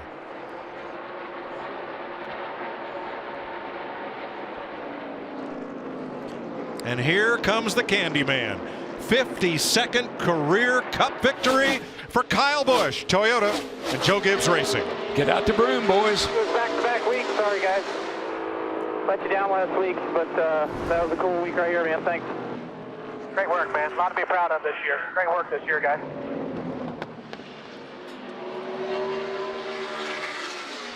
Kyle Busch brings up a good point. Made a little bit of a mistake last week. Had a car that probably could have and should have won that race. Yep. It's his third win at Phoenix and his 12th time sweeping 2 races in a weekend. He has the longest active streak now in the Cup Series. At least 1 victory in each of the last 15 seasons. And since they reconfigured this track, he has won every race he's entered. Oh my gosh. Oh man. The Cup race last fall, the Xfinity race, and the Cup race today. Today's victory was fueled by Sunoco. Sunoco's fueling victories all season long. And I think that's what we were saying earlier in that debate. He's just really darn good. Well, but you know what, Jeff? Sometimes you have to give up good to be great. And I just think Kyle Busch is great. Yeah, he is. He spins it to a halt at the start-finish line. Jamie Little's on her way to greet the winner. Standing on the door, waving to the crowd. He got the biggest ovation in driver introductions. Most were cheers, some were boos. But everybody, what a polarizing figure. Everybody has something to say about Kyle Busch. You've got to appreciate what this guy's doing. You got to. He captures the flag. Here's Jamie.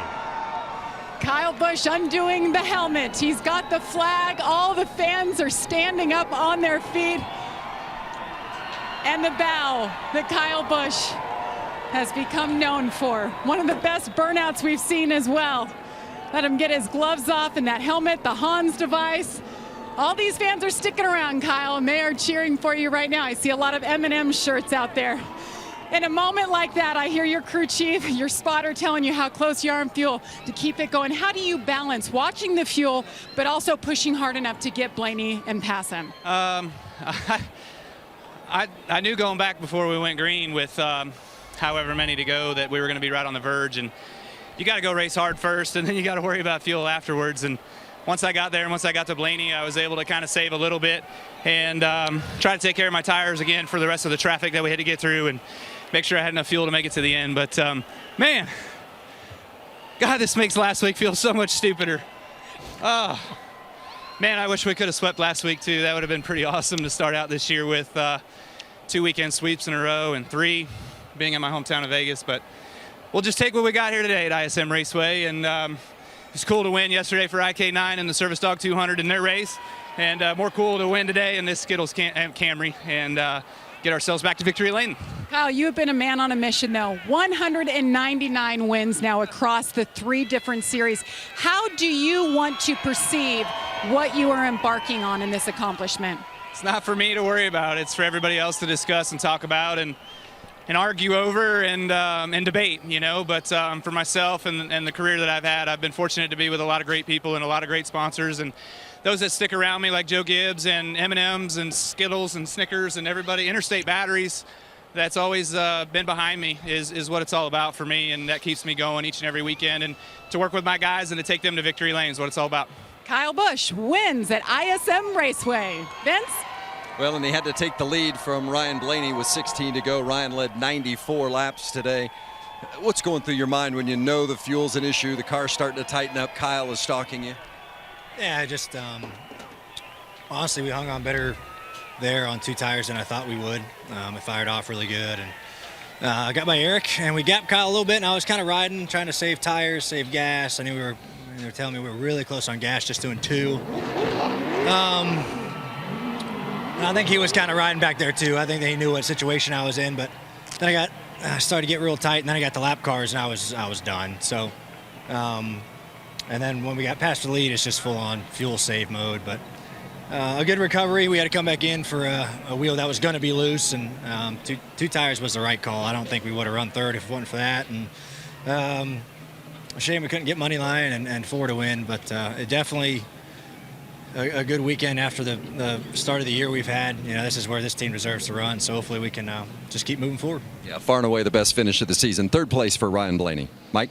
And he's the first Ford across the line. Kyle Busch is your winner, and here is his career in NASCAR's 3 National Series. Any winning percentage that starts with a 2 is really good. Lots more to come from Phoenix, where Kyle Busch has won today.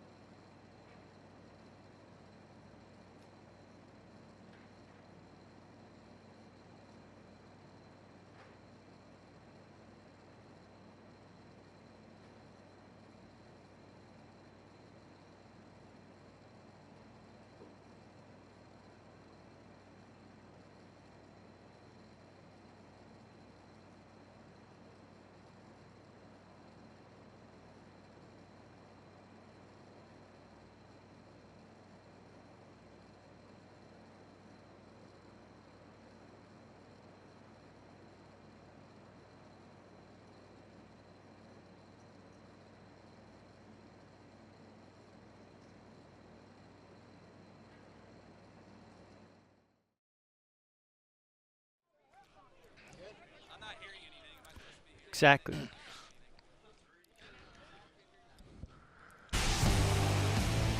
Yesterday at ISM Raceway in Phoenix, Kyle Busch wore him out in the Xfinity Series. Today, the winner of Stage 2, just as he was last fall, when he also ended up in victory lane.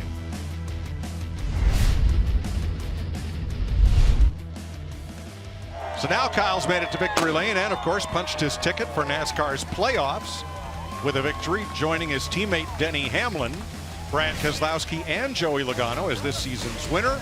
Among the non-winners, Harvick, Truex, Kyle Larson, Almirola, Kurt Busch, and Ricky Stenhouse line up in the top 10, and down through 16th, which is Alex Bowman, among those drivers who would be in the playoffs based on the early season results so far. Kyle's got the headset on. I need some scissors, man. I got them right here. Kyle, you are the happiest of winners, and last week you were the sorriest of losers, I guess. What's new? Yeah, I know. I guess it all kind of goes together with what makes a winning race driver. Well, yes and no. Certainly there's better ways, but I don't know how to figure that out. And I'm 33 years old, still trying to get that going. And I got a 3-year-old I'm working on, and he's worse than me, so I got a ways to go. But he's got plenty of years to get going better. But overall, just, man, it's so cool to be here this week, and let's celebrate this week in the Skittles Camry. It was awesome today, and Adam and the boys definitely tuned me up for an awesome race car today. And and I hate to dwell on last week and what could have been, but man, I certainly wish we could have got to victory lane with our M&M's chocolate bar Camry last week. Hey, Kyle, there was only a brief period in my career where I expected to win every week. You, on the other hand, we expect you to win every week. That is a lofty goal for us to expect of you and you to pull off. How does that feel to know every time you go on that racetrack, you're expected to win? Well, you're not the only ones. Rowdy Nation out there, they're also the ones that are expecting me to win each and every week. So we've got a strong fan following and everybody out there that cheers for us and pulls for us. And it's a good time right now to be a part of Rowdy Nation, and there's a lot of wins happening, which is really awesome. But we just got to continue on and know that we go into each week and do our jobs and work as hard as we possibly can, do the right things. And sometimes when we don't do the right things, you still got to try to rebound from those. And, you know, if you have a speeding penalty, it seems like these days it's way, way, way harder to come back from. We kind of saw that last week. You definitely would have saw that here this week if there was an issue that we had. But overall, I can't say enough about everybody on my car. I want to give thanks to Toyota and to Ream, Stanley, Monster Energy, Cessna, Adidas, DVX Eyewear, Black Clover, and of course the fans. There's a ton of Rowdy Nation fans right out here. There's a lot of yellow, there's a little bit of black, there's a little bit of red. So we got some green interstate over here. So it's awesome to have everybody rocking and rolling right here at Victory Lane with us. Hey, Kyle, you know, we've been debating about this 200 number that you're obviously going to get here really soon. But I wanted to focus on Cup. You mentioned you're 33 years old. You got a lot of wins ahead of you. Do you ever focus on what that Cup number and goal for you should be or would be? You know, do you have a number out there that you're curious or think that you can get to? Well, you might as well set your goals high and go out there and achieve. So let's set it at 100 and see if we can't go get there. There you go. that would certainly put us up there with the top guys and being one of the best of the best. But overall, that's a long ways to go. You know, you got to win a lot of races, a lot of years to be able to tally up that many. I'm not quite as good as Jeff Gordon anymore with being able to win 10 races a year or 13 races a year. I don't know if those days will happen that much anymore. But last year we gave it a shot with 8. So we'll see if we can't keep firing them off like we are right now and living a dream, baby. Whatever you do, don't stop on 84. That's Darrell's number. Yeah. Well, don't do that. But listen, we all have trophy cases. You have a warehouse. I hear you. I'm telling you, I don't know what I want to see all those trophies at one time. Well, you come to Mooresville, North Carolina, and I'll take you through and I'll show you all the trophies and stuff like that. It's pretty cool to have that many, and there's a few of them that are a little bit redundant. You know, I filled up a whole Bristol case. You know how well we've done at Bristol, and it's full, and now it's kind of bleeding over into the second case that's right next to it. So it's a good problem to have, let me tell you that. Absolutely. We'll let you go celebrate Congrats. and enjoy a great win here in Phoenix. Right on, guys. Thanks. Coach Gibbs saluting today's winner, Kyle Busch. This copyrighted telecast may not be reproduced, retransmitted, or used in any form without the authorized written consent of NASCAR Broadcasting. NASCAR would like to thank all of our fans for your support, and we hope you enjoyed today's broadcast.